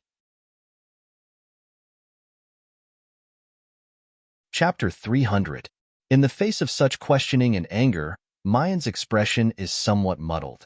She raises her brows after a long while and slowly asks, didn't you leave without saying goodbye first? Deming Ju's gaze suddenly congeals. These words reverberate in his mind for a long time before he understands what they mean. No, he still doesn't understand. When did Ben Jun leave without saying goodbye? Mu Yin blinks her eyes. One night, I entered your courtyard, but it was empty, and the dust had piled up high. There was no news of you for a month. Could it be that you didn't leave without saying goodbye? Deming Ju's expression turns sluggish for a moment, then he gnashes his teeth in a fury that could swallow a person alive. Han Yi. If Han Yi were in front of him right now, Deming Ju swears that he would tear him into 18 pieces and chop each piece to feed to the dogs. The burning anger slowly extinguishes. What comes after is an inexplicable ecstasy. So, you left because I left without saying goodbye? Deming Ju asks softly. Mayan thinks, you're thinking too much. I came to see my father and brother when I left.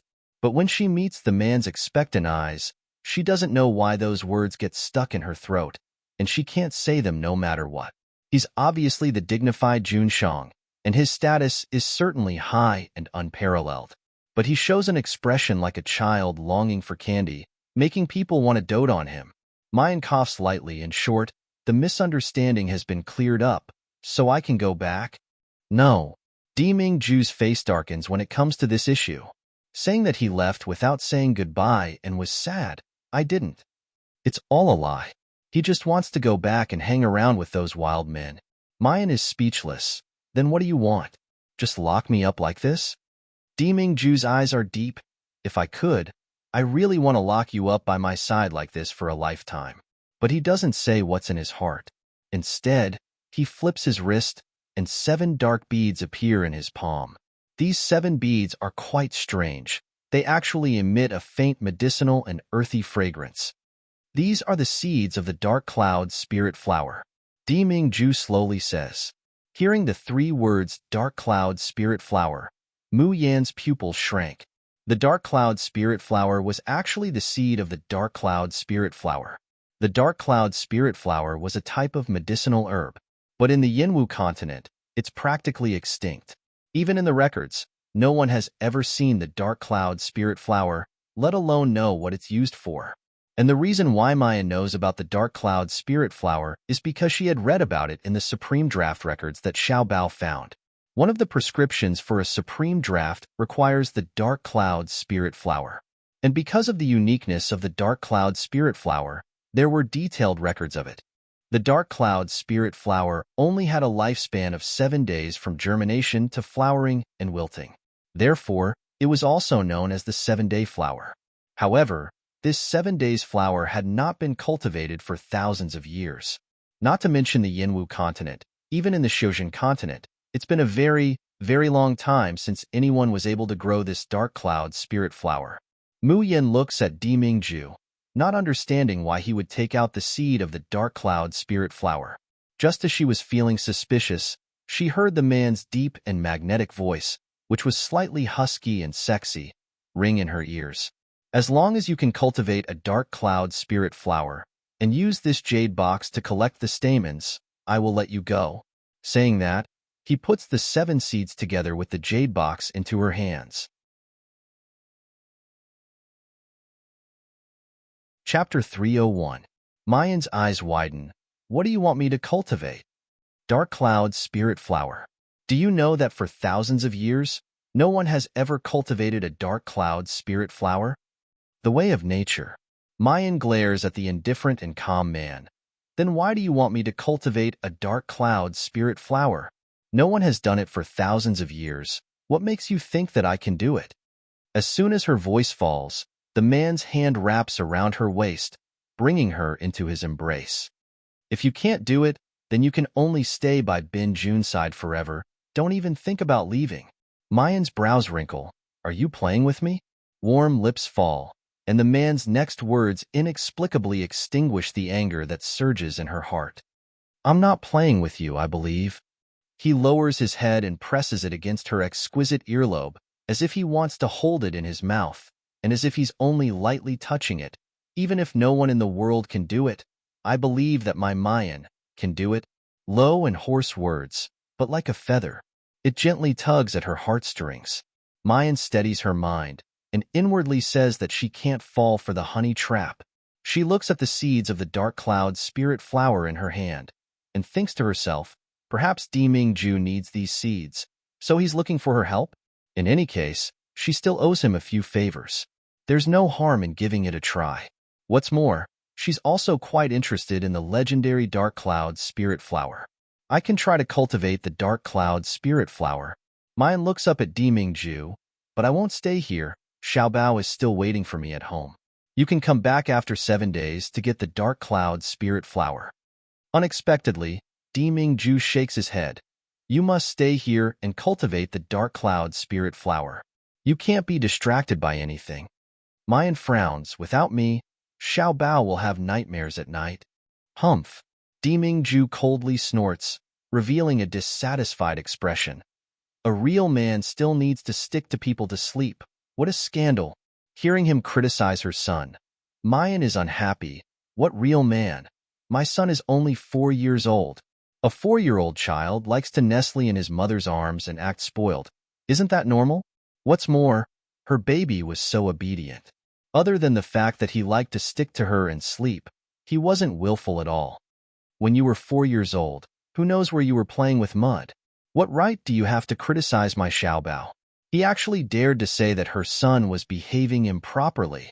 Dimingju faintly looks over. When Ben Jun was 3 years old, he had already been thrown into the deep mountains to train alone for 3 months. Tell me, what right do you have to say that? Mu Yin is suddenly at a loss for words. However, his gaze was a little erratic. At the age of 3, he was thrown into the deep mountains to train alone. Although her baby also grew up deep in the mountains, it had been training alone for 3 months. She absolutely couldn't bear to see Xiaobao suffer like this. Could it be that this man's parents were willing to let him go? How would a 3-year-old child struggle and suffer in the deep mountains to come out alive? An unfamiliar emotion welled up in her heart. She seemed to feel sorry for this seemingly invincible man in front of her. But he hears Dimingju continue to say, Xiaobao will be Ben Jun's son in the future, and also the future master of the polar domain. If he doesn't even have this bit of responsibility, how can he be qualified? The corner of Mu Yan's mouth twitches. His heartache was nothing more than fleeting clouds. What do you mean Xiaobao will be your son? Chapter 302. This confident tone. It's as if she must marry him no matter what. Can this man be even more overbearing? Mu Yin grits her teeth. The one I like is Xiaobao's biological father. I won't marry anyone but him. Just give up on this idea. In any case, the tiger flag of Xiaobao's biological father has already been raised. She doesn't mind using it a bit more thoroughly. Sure enough, hearing this sentence, Dimingju's eyes sink. The air in the room seems to be a bit gloomy. Seeing Mu Yin in the same room with a half-naked wild man, Dimingju would only be burning with pure jealousy. But every time he mentions Xiaobao's biological father, it's as if someone has ruthlessly slashed his heart. He can't breathe due to the pain. That's because Dimingju knows that those naked men, no matter how close they are to Mu Yin, they still haven't entered her heart. As Mu Yin said, in her eyes, those men are just works of art. However, Xiaobao's father has truly participated in Mu Yan's life. They even have a life crystal. Just by looking at how much Mu Yin loves Xiaobao, he can imagine how much she loves Xiaobao's father. What kind of sweet past do the two of them have? And that past is something that he can never participate in. Thinking of this, Dimingju feels a suffocating pain. He hates himself for not looking for the woman of destiny in the prophecy earlier. If he had found Mu Yin 5 years earlier, could he have completely owned this woman? Could he have become the only one in Mu Yan's life? The man's departing figure seems indescribably lonely and desolate. It makes Mu Yan's heart feel slightly sour. However, when she comes back to her senses, that little bit of sourness completely turns into anger. Bastard Dimingju. He actually really locked her up. The sky has already darkened. Junji Medical Center. Inside Mu Yan's room, the lights are still dimly lit. Little master, do you want me to sleep with you? Feng Haiting looks at the little boy in front of her, who is carved from jade, but has a cold face. She can't help but open her mouth to ask. Xiaobao shakes his head, his handsome little face still expressionless. You go rest. Feng Haiting nods, but she still can't help but look at him worriedly. Ever since she followed the miss, Feng Haiting's daily task was to take care of Mu Yin and Xiaobao's daily needs. She had a cold temperament and was not good with words, but her admiration and gratitude towards Mu Yin grew with each passing day. Only after following by Mu Yan's side did she realize that this young girl, who was even younger than herself, had superb medical skills. If Mayan hadn't treated Yin Haoyin's injuries back then now, not to mention regaining his former cultivation, even surviving would be extremely difficult. And during this time, the Ink Camp's people might have to go all out to fight for the special drafts. But towards her, Yin Haoyin, Ru Yin and the others, Mu Yin wasn't the slightest bit stingy. Those special grade drafts that people scramble over outside, to them, are just candy that they can casually eat. Feng Haiting's heart is filled with gratitude towards Mu Yin, so she looks after the little master even more attentively. The young master in front of him could be said to be the most outstanding, and sensible child in the world. Other 4-year-old children might be acting like a spoiled child and rolling on the ground, but he was already so sensible that it made one's heart ache. The hard work and seriousness of his daily cultivation made her, an adult, feel ashamed of her inferiority. Chapter 303. He grew up without a father. That's why such a young child has to learn to be strong, to constantly work hard, to use his tender hands to protect his mother. He hadn't felt it when the young miss was around, but now that the young miss had disappeared, this child was left alone, although little master didn't show it on his face. However, Feng Haiteng felt that in such a big room, the small figure seemed so fragile and lonely. It made people want to give him the best of everything in the world. Feng Haiteng still wanted to speak, but was interrupted by Yin Haoyan, who brought her out of the room. The candlelight was still flickering in the room, and the window paper reflected the frail figure of the child, making it look so pitiful. Feng Haiteng couldn't help but tighten her grip on Yin Haoyan's hand and softly said, "Haoyan, it would be great if our children in the future were half as sensible and smart as little master." When Yin Haoyan heard this, the light in his eyes dimmed. He forcefully let go of Feng Haiteng's hand and expressionlessly shook his head at her. He turned around and left. Haoyan. Feng Haiteng couldn't bear it anymore. She walked in front of him and stared at him. Her expression was stubborn, but her eyes were slightly red. Yin Haoyan, how long do you want to run away? Don't tell me you still don't understand my feelings? Don't you believe me? Haven't we wasted enough time? She takes a step forward and grabs the man's hand.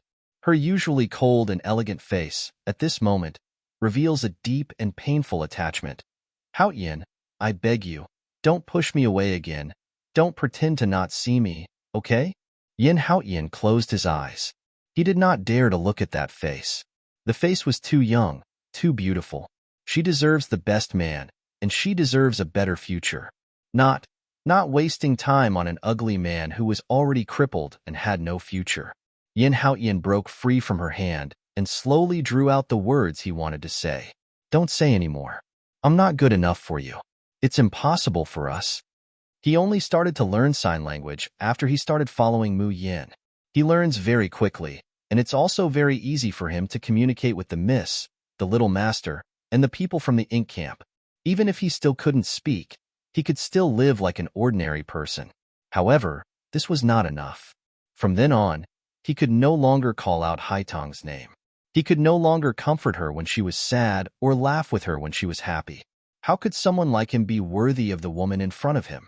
Whether I'm worthy or not is up to me, not you. Feng Haiteng grabbed his sleeve excitedly and couldn't help raising her voice.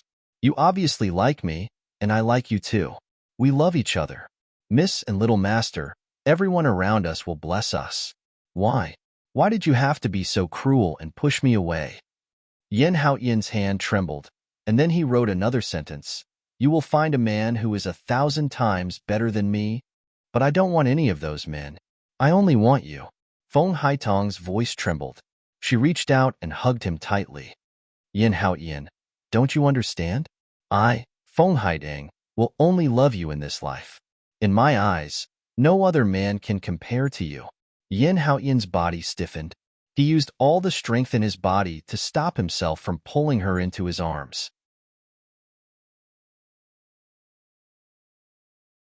Chapter 304. I'm just a waste. What can I bring you? Yin Haoyan raises his head and closes his eyes, preventing the sourness from overflowing. When he opened his eyes again, his face had already regained its frosty decisiveness. His hand steadily lifts to his chest, gesturing what he wants to say. Feng Haiteng, do you really want me to say it so clearly? I don't like you anymore. When your Feng family hit me when I was down, when I was at my lowest, when I broke off the engagement with you, I already didn't love you. When I see you, I will think of my miserable and destitute past. I hope you will never appear in front of me again. Do you understand? Feng Haiteng suddenly freezes in place, her face turning pale inch by inch. Her voice becomes weak and trembling. Haoyan, you You're lying to me with these words, aren't you? You just want me to give up, right? Say whatever you want. Yin Hao Yin is still expressionless, gesturing against his will, but it's impossible for me to be with you. I hope you won't pester me again. Otherwise, it would be very difficult for me to do things in front of Mississippi. After saying that, he turns around and leaves without looking at Feng Haitang. She can no longer hold back her tears, and they fall from Feng Haitang's eyes. Sad weeping overflows from between her lips and teeth. That's why she didn't notice that the man walking in front of her turns around and looks at her. What kind of pain, desire, guilt, affection, but also a heart-wrenching despair. After Feng Haitang leaves, Xiaobao sits in a daze under the candlelight for a while. Then he clenches his small fists, climbs down from the chair, and jumps onto the bed. The internal force in his body revolves. He wants to start cultivating. For the whole night, he doesn't sleep. He has to desperately become stronger so that he can snatch his mother back. But with this level of cultivation, you will never be able to surpass me. A deep male voice rings in the room, making Xiaobao jerk his head up. Then, he saw that annoying man. That lecher who snatched Nyangqin away. Give me back my mother. The small body shoots out like a cannonball, powerful internal force forming a whirlpool, its momentum majestic. However, the next moment with a puff, all the internal force is like a punctured balloon, disappearing without a trace. Deming Ju is holding Xiaobao in his hand. She grabbed him by the collar as if she was grabbing a monkey. Deming Ju looks at him expressionlessly, as I said. Wanting to surpass Bin Jun at this level is nothing but an idiot's ravings. Let me go. Xiaobao struggled with all his might, but he couldn't break free from the man's grasp. Bastard, give me back my mother. Deming Ju sneers. There's a trace of contempt in his eyes. You say that you want to become strong to protect your mother, but in fact, you'll only rely on her, stick to her, distract her for you, and forever be unable to break through the shackles and move forward. Xiaobao was taken aback, and his small body stopped struggling. A trace of confusion and grievance appeared in her big blue eyes. He didn't let his mother be distracted by him. He didn't let his mother be unable to move forward because of him. However, was there really no such thing? All these years, his mother had spent far more time on him than she had on herself. His mother's cultivation had clearly stagnated at the middle pre-celestial stage, unable to advance even an inch. However, she doesn't care at all. Instead, she practices the zither every day, refines drafts, and thinks of ways to make him break through steadily. He didn't share his mother's worries. He didn't protect her.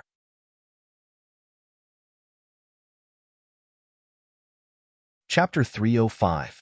Her blue eyes were slowly covered with a layer of mist, and her small body curled up, looking indescribably aggrieved and sad.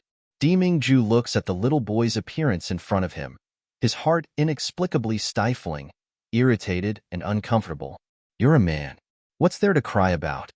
He stretched out his hand and clumsily and roughly wiped away the tears on Xiaobao's face. Then, he casually sat on a chair at the side and placed Xiaobao on his lap. All right, don't cry. In the future, don't stick to your mother anymore. If you want to become strong, Bin Jun can teach you. Xiaobao's long eyelashes were like crow feathers, and they were wet with tears. Gently trembling, he lifts his head, revealing a pair of blue eyes that are exactly the same as Deming Ju's. He looked at the man who was holding him. She felt that this lecher, whom she usually hated, was a little different today. His embrace was very warm and had the same feeling as the father in her dreams. Why do you want to teach me? Deming Ju frowns as he looks at the food on the table. It was so cold that it was hard to swallow. How could a child eat this? With a wave of his hand, the food on the table disappeared. Then, he replaced it with a few bowls of fragrant, steaming hot dishes that whet one's appetite. Eat first, Deming Ju says coldly. It seemed to be an order, but for the first time, Xiaobao didn't argue with him. Instead, he picked up the bowl and chopsticks. She just sat in the man's pocket, using chopsticks to eat. The fragrant food entered his stomach along with the heat, and his body became warm. The loneliness, fear, and bitterness of being alone in the house just now had all disappeared without a trace at this moment.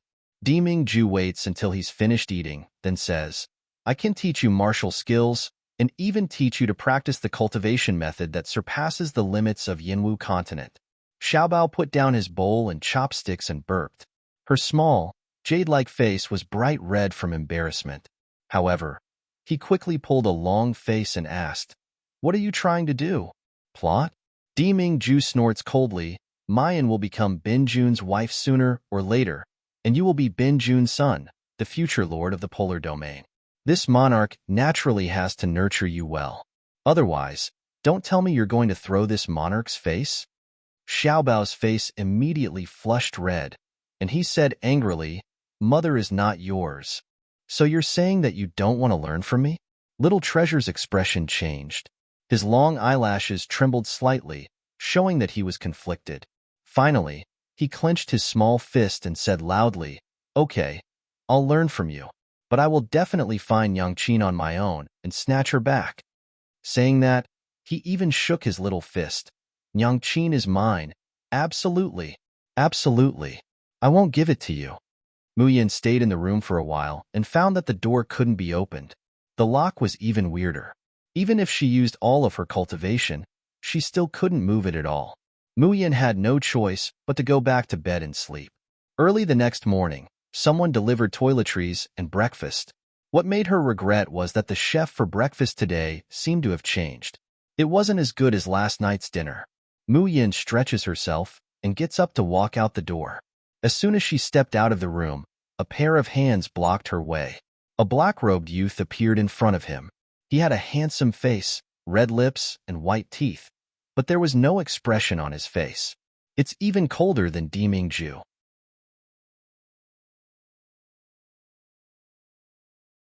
Chapter 306. Mayan hooks up her lips, but Deming-ju told me to plant the dark cloud spirit flower. Could it be that the seeds of the dark cloud spirit flower will blossom if I'm in the room? The young man hesitated for a moment and finally stepped aside.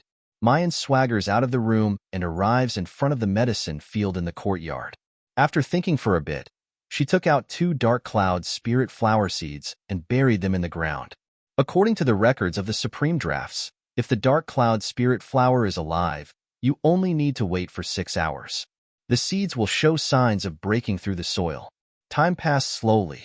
Soon, the sun turned from the east to the west, from the scorching sun to the setting sun. However, the seeds buried in the soil did not show any signs of germination. Muyin frowns and takes out a bottle of draft from the space that's specifically used to cultivate medicinal plants. He poured a few drops on the place where the seeds were buried. However, he probed it with his Shin energy. The seeds in the soil don't have the slightest bit of vitality. On the contrary, one of them, after coming into contact with the draft, seems to be corroded, and the mysterious energy contained inside also slowly disappears. Muyin's brows slowly wrinkle. No one had managed to grow the dark cloud spirit flower for thousands of years, so it wouldn't be easy to succeed. Suddenly, a thought flashed through her mind. A so-called Shen musician is a musician who is like a god. Not only could they confuse people with their music, but they could also assist in battle and cultivation. It can also be used to refine medicine, refine tools, and even accelerate the growth of drafts. Muyin remembers that among the Shun musician skills, there is one that she hasn't used yet. It's called Flourish. In his inherited memories, the explanation of flourishing was to give life to inanimate objects, allowing weak life to thrive. Because she had never understood the function of this skill, Muyin rarely practiced it. But at this moment, her mind moves, and the Tian Imo Chin appears in her hand. The strings were gently plucked, and the melodious sound of the zither rose up in spirals under the setting sun. The air seemed to be filled with the clear fragrance of bamboo after the rain. The surrounding black-clothed men guarding Mayan all reveal an intoxicated expression. Even the handsome youth in black was slightly taken aback. The black soil seemed to have been nourished by the sound of the zither. Little green sprouts broke through the soil and gently shook their branches, as if saying, just a little more of this kind of zither music. Flourishing was indeed used to accelerate the growth of spiritual plants. However, one song passed. The other drafts in the medicine garden are all verdant and lush. Just by looking at those swaying branches, you can feel their joy. However, only the seed of the dark cloud spirit flower that Mu Yin had personally planted still had no reaction. For a moment, Mu Yin is a little depressed. She looked up at the sky and saw that it was already dusk. She turned around and walked towards the gate of the courtyard. However, before she could step out of the courtyard, the black-robed youth had appeared in front of her like a ghost, blocking her way. His lordship has ordered that before the dark cloud's spirit flower blooms, Miss June cannot leave this place. Mu Yin narrowed her eyes, her gaze carrying a bit of danger. What if I insist on leaving? With that, he leisurely continued to walk out. The black-clothed youth hurriedly reached out to grab it. However, what caused her expression to change was the figure that was just in front of her. In the blink of an eye, it disappeared like the moon in the water. His hand only managed to grab a corner of her clothes. Seeing that Mu Yin was about to leave, the black-clothed youth's expression turned cold, but he didn't panic.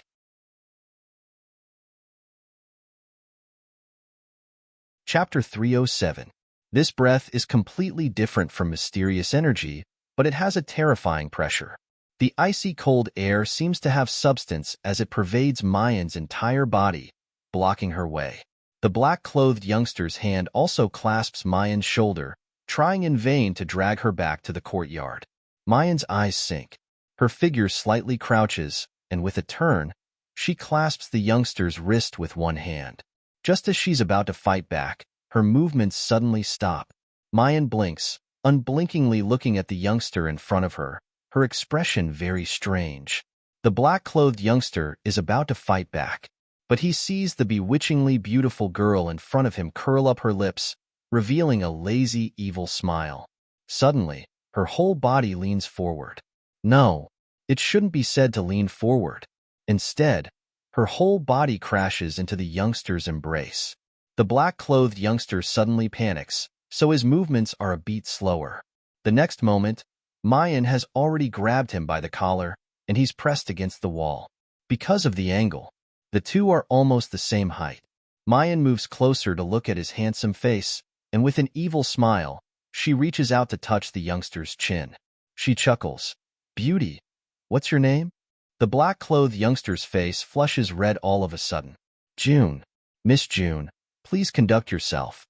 Mayan's smile becomes even more languid and charming. "And if I don't?" Saying that, she touches the youngster's smooth chin a couple of times. "Oh, it feels really good."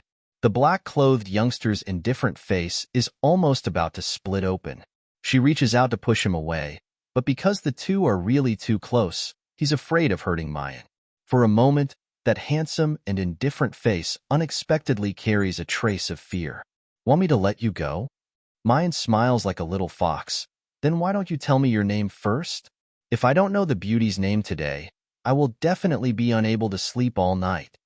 The black-clothed youngster bites his lip and doesn't speak.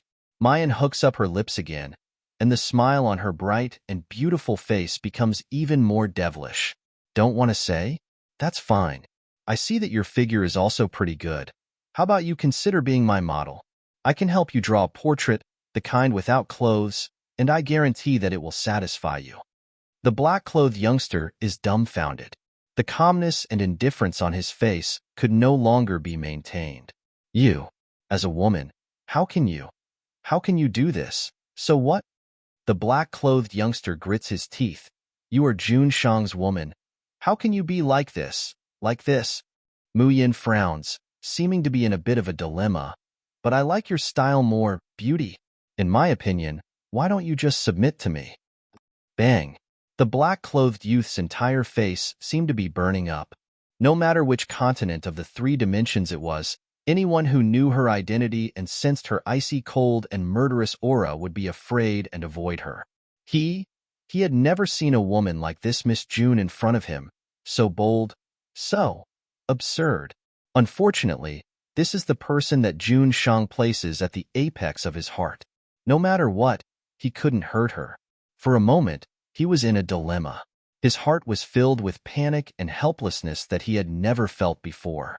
Unfortunately, Mayan's hand still touches his lapel, her voice full of eagerness. You won't tell me your name, so you want me to draw for you? This is a good choice. I also prefer to draw for you. Without clothes. Ingmei. My name is Ingmei.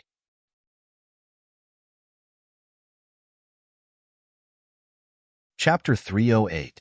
Ingmei? Mu Yin repeats, her smile bright and beautiful. The person is beautiful, and the name is pleasant to hear. You really won't consider entering my painting? I promise that I can perfectly present your beauty. Saying that, her hand makes a motion to touch Ingmei's chest. Ingmei's face changes, no longer caring if it will hurt her.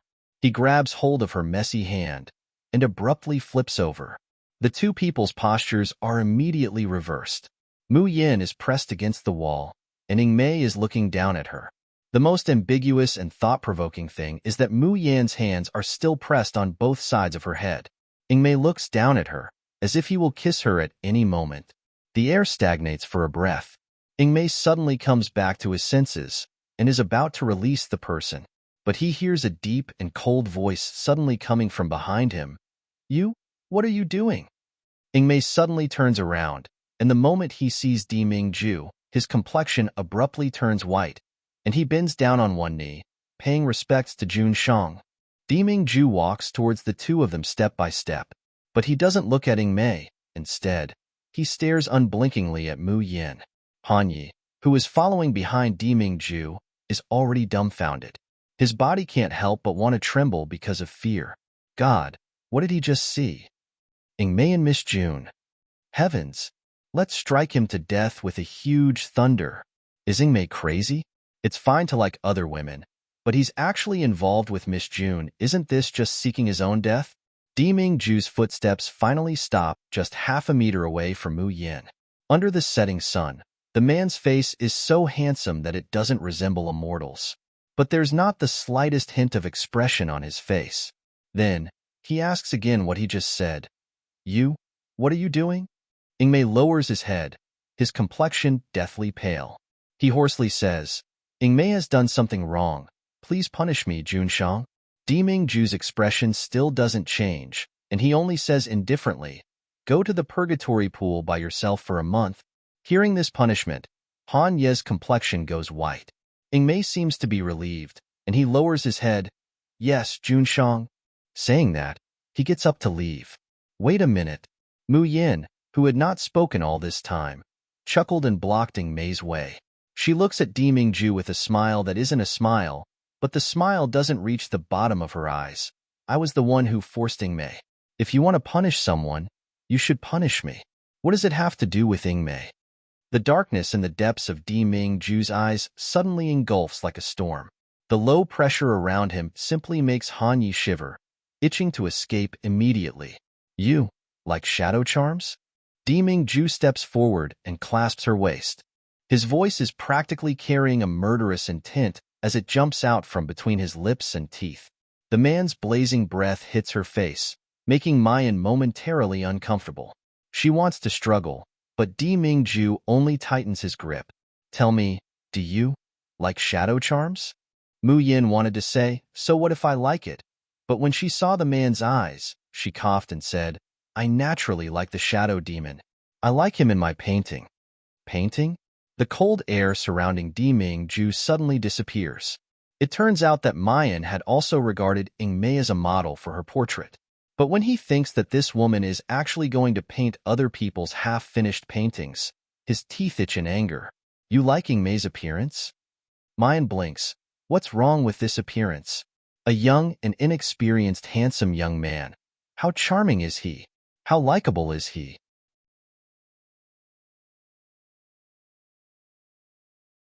Chapter 309. The man approaches inch by inch, his thin lips almost sticking to her earlobe as he speaks. From Mayan's angle, she can still see the man's sexy collarbone, and the line that extends into the neckline. Mayan swallows. You are still all right? This man is actually using a pretty boy trick. Shameless. Di Mingju comes a little closer. Only all right? Mayan is about to nod, but her body has already soared into the air. Di Mingju actually puts her on his shoulder and strides towards the courtyard. Mayan is dumbfounded. She didn't expect that Dimingju would actually make this move. Dimingju, what are you doing? Put me down. Dimingju hooks up the corner of his lips, revealing an evil smile. I'll let you take a good look at whether I'm all right or not. Ingmei and Hanyi, one by one, are dumbstruck. This is the first time they've seen their Junshang show such an expression. So vivid, so real. Moreover, Junshang is actually smiling. Junshang. Ingmei subconsciously calls out, Purgatory Pool. The Purgatory Pool can only be opened with Dimingju's order. Dimingju coldly says, Go prepare the brush, ink, paper, and inkstone, and bring them to the room. Saying that, he doesn't wait for Ingmei to react, and has already carried mine away. In the distance, the sound of two people bickering can still be heard. I think you didn't look carefully enough yesterday. That's why you felt that Bin Jun wasn't charming enough. I was wrong. Jun Shangdarin, you are the most handsome, the most confident, the most charming. So, there's no need to look anymore. Bin Jun thinks that it's better to look. Dimingju, don't go too far. I want to go back and see Xiao Bao. I'll discipline our son for the next few days. An affectionate mother will spoil her son. Don't make trouble. I'm making trouble. Wait, who's talking to you about our son? Bang! There's a loud noise, and the door to the room is closed. Hanyi and Ingmei are still shocked by that sound, staring blankly. After a long while, Ingmei turns to leave. Wait, Ingmei, what are you going to do? Purgatory Pool. Ingmei said concisely, only spitting out 3 words. Are you stupid? Hanyi promptly pulls him back. Junshang's meaning is clearly that you don't need to go to the Purgatory Pool. Otherwise, why wouldn't he even give you the token to open the Purgatory Pool? Ingmei was startled, then shook his head. This is Junshang's order. Junshang's order is for you to send a brush, ink, paper, and inkstone to the room. Hanyi has a look of exasperation at Iron for failing to meet his expectations. You blockhead, don't you understand? Junshang has changed his orders and will not punish you. If they were really punished and angered Miss Mayan, I'm afraid that even Junshang wouldn't be able to bear the consequences. From start to finish, Junshang has been completely eaten by Miss Mayan. Of course, he didn't dare to say these treasonous words out loud. Ingmei, on the other hand, was stunned for a good while before muttering, This is the first time Junshang has overturned his own orders. Hanyi smiles unperturbed. What's wrong with that? As long as it involves Miss Mayan, all of Junshang's actions cannot be inferred with common sense. In the future, you will see many more strange things. Ingmei gazes in the direction that the 2 people had just left, and that beautiful face with a sweet and charming smile appears in his mind. How could there be a woman who could live as carefree and unrestrained as she is, so audacious? However, that smiling face is so brilliant and dazzling that people can't take their eyes off it. Ingmei lowers his head and holds his wrist, his eyes slightly flickering.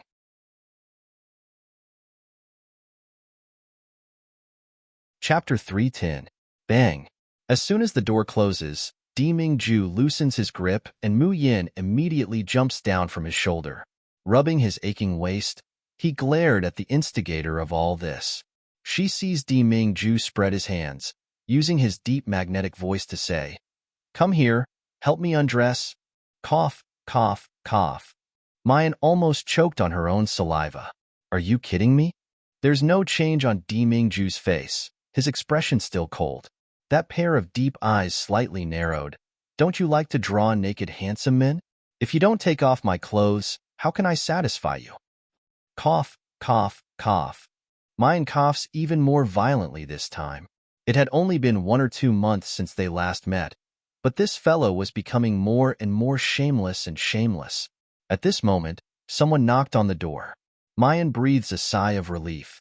At this time, she really doesn't know how to face Dimingju. The atmosphere was too strange. The door opened, and Ingmei came in with a brush, ink, paper, and inkstone. When Mu Yin sees this frosty and beautiful youth, she habitually teases him a few words. But before she could speak, Ingmei quickly put down the things in her hands and rushed out like lightning. That back view could even be said to be in a sorry state. Mayan wants to stretch out her hand to flirt with the beauty, but halfway through, her expression suddenly becomes somewhat sluggish. Just as he was about to speak, he felt his waist tighten, and he was pulled into a blazing embrace.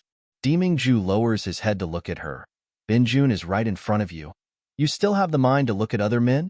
Mayan chuckles, returning to her usual languid self. With beauties in front of me, even if there are two more, I wouldn't mind looking at them a bit more. Demingju really wishes that he could ruthlessly block up this annoying little mouth. Let's see how she's going to say something to piss me off. What did you mean when you said that you would discipline Lil Bao? Demingju leans over slightly, looking into her eyes. Binjun said that sooner or later, you will be Binjun's wife. Xiao Bao is naturally my son. If I don't teach my son, who will? I. Don't mention Xiao Bao's biological father to me. Demingju gnashes his teeth. No matter how much you love him, he is already dead. From now on, the man in Mayan's life will only be Binjun. The man's deep and husky voice rang in her ears like he was swearing an oath. At the same time, it was like a heavy blow to the bottom of his heart. Mayan's expression becomes absent-minded for a moment. I guarantee that I will teach that little fellow to be even more outstanding. I will not let anyone bully him. The prerequisite is that you stay here and help me plant the dark cloud spirit flower. Mu Yin bites her lip, slightly frowning in silence. She speculates that the dark cloud spirit flower might have some important use for Demingju. But no one had been able to successfully cultivate the dark cloud spirit flower for thousands of years. What made him think that he could cultivate it? Moreover, what if it couldn't be cultivated? Wouldn't she never be able to see Xiao Bao? Although she knew that Xiao Bao would be fine, she missed her baby dearly after not seeing him for just a day. However, Mu Yin also knows that Xiao Bao has an immortal physique. His talent has already far surpassed the entire Yinwu continent. There was no way he could really make Xiao Bao grow up on his own. And this man in front of her, who has come from a world beyond the sky, might be the best candidate to teach Xiao Bao, to cultivate him. Mu Yin's thoughts are flying chaotically.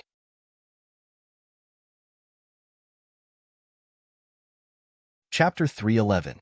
When she comes back to her senses, she finds that Demingju has unexpectedly brought her to the front of the table. A pin was stuffed into her hand. Mu Yin stares blankly. What is he doing? An evil smile floats in Demingju's eyes. Don't you want to paint for Binjun? Under the candlelight, Mu Yin looks at his inhumanly handsome face, and then looks at the brush in her hand. She can't help but swallow. Do you have any thoughts for this man who is even more handsome than a devil? Just imagining it made her nose heat up. What? Mayan can draw for other men, but she doesn't dare to draw Binjun? You even said that Mu Yin has a guilty conscience? There's nothing I wouldn't dare to do. Mu Yin gritted her teeth, putting on a strong front but cowardly at heart. Let's draw. Just don't regret it later. If she could paint such a devilishly handsome man into her painting, she would have no regrets in this life. Painting, of course he had to paint. Whoever didn't draw was a fool. A smile flashes through Demingju's eyes. As long as it's for Mayan to see, how could Binjun regret it? After saying that, he opened his hands slightly again. He looks like he's waiting for Mayan to undress him. Mayan bites her lower lip, her peach blossom eyes gleaming in the candlelight. Her body felt like it was on fire, and even her palms were burning hot. Inexplicably, she, who was not afraid of anything, actually wanted to retreat. But when she met the man's mocking gaze, she couldn't help but sigh. Mu Yin steals her heart and reaches out to grab the man's lapel. The person who was being teased didn't even care. What was there to be shy about? His shirt was unbuttoned. The man's smooth chest and abs were completely revealed. Under the candlelight, it looked as if it had been painted with a layer of alluring honey. Mayan's eyes suddenly brighten. Looking at the man's body in front of her, she is even somewhat fascinated. Yesterday, Demingju also half undressed himself and let her paint. But at that time, she was so embarrassed that she didn't even know where to look. Therefore, she could only vaguely see the man's perfect abdominal muscles and smooth and sexy lines. Now that he could see it clearly, it was as if a fire was burning in his soul. The man in front of her was a monster. She was a peerless beauty that could make everyone in the world go crazy. Mu Yin believes that if she were to use this man as a model for her portrait, she would definitely be able to create the most outstanding work in the world. Dimingju is very close to the young girl. Naturally, he can see the infatuation in her eyes. He couldn't help but be happy and angry at the same time. What made her happy was that he was indeed attractive enough. In the Shoshin continent, those women who cried and shouted that they wanted to marry him were not fake. The little woman in front of him always said that she disliked him, but her body was honest. However, it was infuriating. This woman looked at her own body, and there was only pure amazement and obsession in her eyes. However, she did not have the slightest shyness or desire that a woman should have. She really thought of herself as a scene in a painting. However, so what if he was stunned and obsessed? One day, he would turn the infatuation in this little woman's eyes into an infatuation that only tolerated him. Dimingju reaches out and gently lifts up Mayan's small, snow-white chin. His gaze landed on those captivating red lips. How is it? Are you satisfied with Banjuan's body? Mayan repeatedly nods, her pair of eyes lingering on his body. Pika, Pika. Dimingju moves a little closer, his voice low and husky. Say, isn't Binjun the most good-looking? Mayan nods again. Better looking than Ingmei. Nods.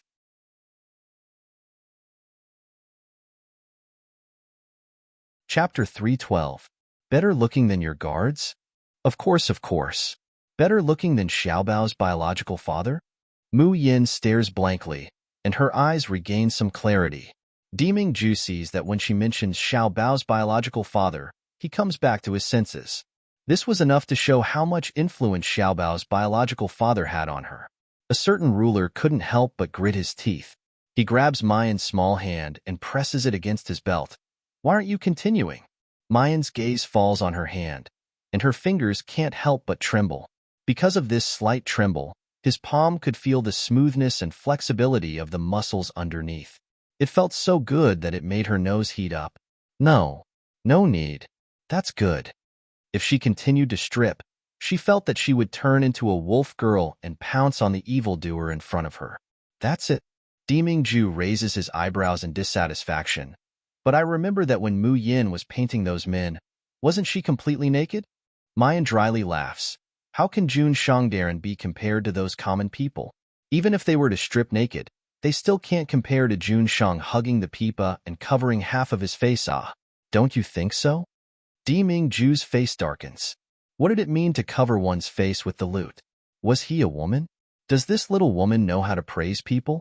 However, Mayan's face is so red that it's about to drip water. Her eyes looked at the sky and the earth, but she didn't dare to meet his eyes.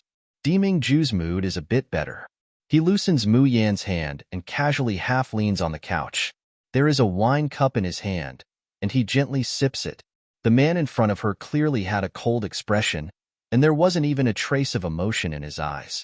However, every inch of her body revealed an unparalleled sexiness and charm.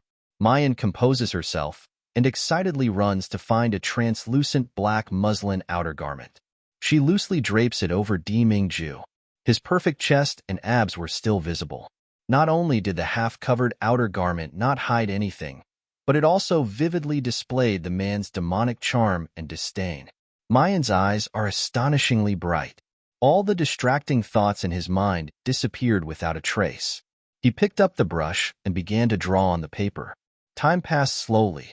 From dusk to midnight, the figure of the man on the paper gradually became clearer. From beginning to end, Mu Yan's expression is extremely focused. Even the hunger and thirst in her stomach that made her lips peel and her face pale from exhaustion didn't distract her in the slightest. A few strands of hair hung down from his temples, contrasting with his pale complexion. Not only was she not haggard, her snow-white skin glistened like jade under the moonlight. Such a focused Mu Yin doesn't have her usual languid and evil aura. Instead, she exudes a kind of absolute beauty that is between pure and enchanting. Just looking at it made one's blood boil. It was unbearable. Dimingju gently sips the wine in his cup. His pair of icy blue eyes were slowly dyed with a scarlet red that resembled flames. It was an extreme desire. Looking at the woman he loved, he was like a wild beast, clamoring to rush out. Not far away, The girl put down her brush, and a relieved smile appeared on her face. Her originally bright and beautiful face looked as if it had been dyed with the bright moonlight. Her beauty was breathtaking. Deming-ju seems to be unable to bear it any longer. He abruptly gets up, and in the blink of an eye, he's already in front of Mu Yin.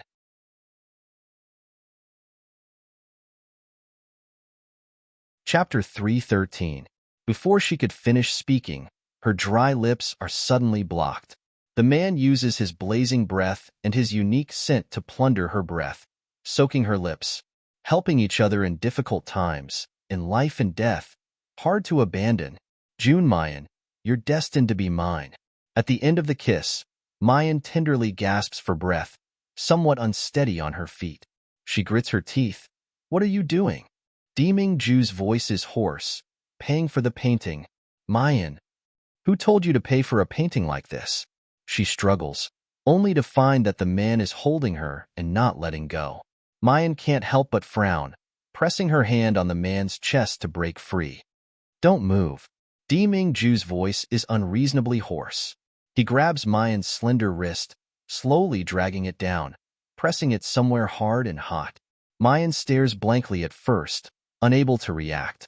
Then her face instantly turns red, like it's burning. No matter how calm she appears, she's essentially ignorant about the matters between a man and a woman. The only experience she had was that kind of pain and suffering, like tormented days and nights. She simply doesn't want to recall it. Normally, she could still be bold enough to flirt with Deming-ju with a few flowery words. But when it really comes to it, there's only panic and helplessness. So much so that the unbearable pain from her memories surges into her mind, making her complexion turn a bit pale.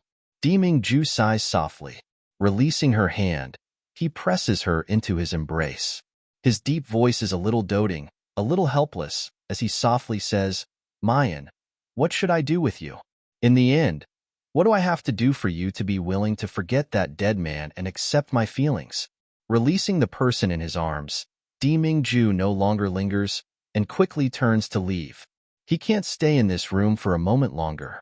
If he stays any longer, he's afraid that he'll directly take care of this little woman who worries him. Only, he wants Mayan. She's the complete Mayan. Whether it's her body, heart, or status, they should all belong to him, Deming-ju. For the arrival of this day, he can endure. He can wait. Of course, the price of patience is that he takes a cold shower for 2 hours. Then he leaves the courtyard and goes to Junji drugstore. In the room, Mayan picks up the portrait of a man that has already been drawn on the table, her expression slightly absent-minded. Finally, she put away the painting and entered the space. After wandering around the space for a long time, Mu Yin doesn't know where to hide this painting. In the end, Mu Yin casually took out a book and placed the folded painting inside. He slammed the book shut. Out of sight, out of mind. Lying on the bed and closing her eyes, Mu Yin seems to be able to hear the man's whisper in her ear. Mu Yin, what should I do with you? The night gradually deepened. In the yard outside the house, a gentle breeze blew across the quiet herb meadow. Suddenly, the soil on a certain piece of land shook slightly. Then, a light blue sprout slowly grew out at a speed visible to the naked eye. On the first day that she couldn't see Xiaobao, she missed him. The day after she couldn't see Xiaobao, she missed him. On the third day without seeing Xiaobao, she missed him. Mu Yin gently stirs the fragrant lily and lotus seed porridge with a spoon. Just a few days ago, the delicacies that made her mouth move, now she has no interest in them at all. Even though she knows that it's an equivalent exchange, even though she knows that what Deming-ju said is right. However, she hasn't seen her baby for so long. Mu Yin only feels dispirited.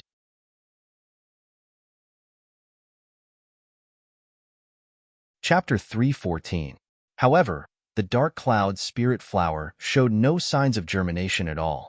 Yesterday, she had tried everything she could think of, but to no avail. What could he do today? If she couldn't plant the dark cloud spirit flower, wouldn't she never be able to see her baby? Just as he was feeling dejected, the door was suddenly pushed open. Hanyi rushes in, his mouth shouting, Miss June, you, quickly come out and take a look. What are you looking at? Mu Yin lifted her eyes and glanced at him with a lack of interest. What's there to go out and see? Even if Di Mingju were to take off his clothes and dance erotically outside right now, she would still, in that case, she would still go out to watch. It's the dark cloud spirit flower. Dark cloud spirit flower. Han Yi gasps for breath, because he's overly excited. His voice is incoherent. Miss June, the dark cloud spirit flower, it's sprouting. What? Mu Yin suddenly stands up from her seat. After staring blankly for a good while, he suddenly comes back to his senses. In the end, what did Han Yi say? The dark cloud spirit flower had sprouted. Is this for real? Wasn't there no reaction at all yesterday? On the dark green herb field, that light blue sprout was so eye-catching and beautiful, even in such a hot early summer. The light blue stems and leaves seemed to be formed from ice crystals. Under the sunlight, one could even see the intricate patterns inside. So beautiful. Han Yi follows behind Mu Yin and comes over. He can't help but exclaim in admiration. So this is the dark cloud spirit flower. One had to know that in the 3 realms, no one had been able to cultivate the dark cloud spirit flower for 1,000 years.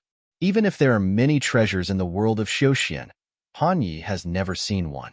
No one had been able to cultivate it in 1,000 years. But Miss June actually let the dark cloud spirit flower germinate.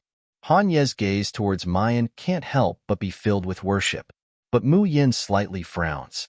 This was because she discovered that although the dark cloud spirit flower had sprouted, there were tiny, almost invisible black dots in the leaves. When Zhang Xin sent his spiritual energy in, he could sense that those black dots were devouring the vitality of the dark cloud spirit flower. And he didn't know if it was an illusion. Mu Yin feels that the black dot is slowly increasing in size. After waiting for another quarter of an hour, Mu Yin finally confirmed it. She wasn't hallucinating. The black dot was really devouring the dark cloud spirit flower's life force. If he ignored it, it would only take half a day for this tender seedling to wither and die. According to the ancient records in the space, it wasn't that no one had been able to make the dark cloud spirit flower germinate in the past 1,000 years. However, even the budding dark cloud spirit flower would quickly wither. They wouldn't be able to hold on until the flowers bloomed and bore fruit. And if Mayan doesn't do anything, she will only follow in the footsteps of these people. After thinking for a while, she took out 3 more seeds of the dark cloud spirit flower and buried them in the soil. The Tianimo Qin appears out of thin air. Mayan's figure turns around, her white clothes fluttering lightly as she sits down cross-legged next to the medicine field. Han Yi originally wanted to say, "The floor is cold and dirty, how could Miss Mayan sit here?" However, the melodious sound of the zither had already started. Under the sunlight, the young girl's complexion appears so focused, so dazzling, that Han Yi swallows all his words back into his stomach. He felt that at this moment, Mu Yin was awe-inspiring and otherworldly, noble and graceful, causing others to simply not dare to disturb her, nor dare to profane her. Han Yi silently swallows back the words he wants to say and retreats to one side. You're tuning in to the Romance Rendezvous YouTube channel. We're so grateful for your support, and don't forget to subscribe to join us on this incredible journey through captivating stories. Your generosity through donations truly makes a world of difference, as it's the primary source of revenue that allows me to expand and enhance this channel for you. Thank you from the bottom of my heart for being a part of this adventure.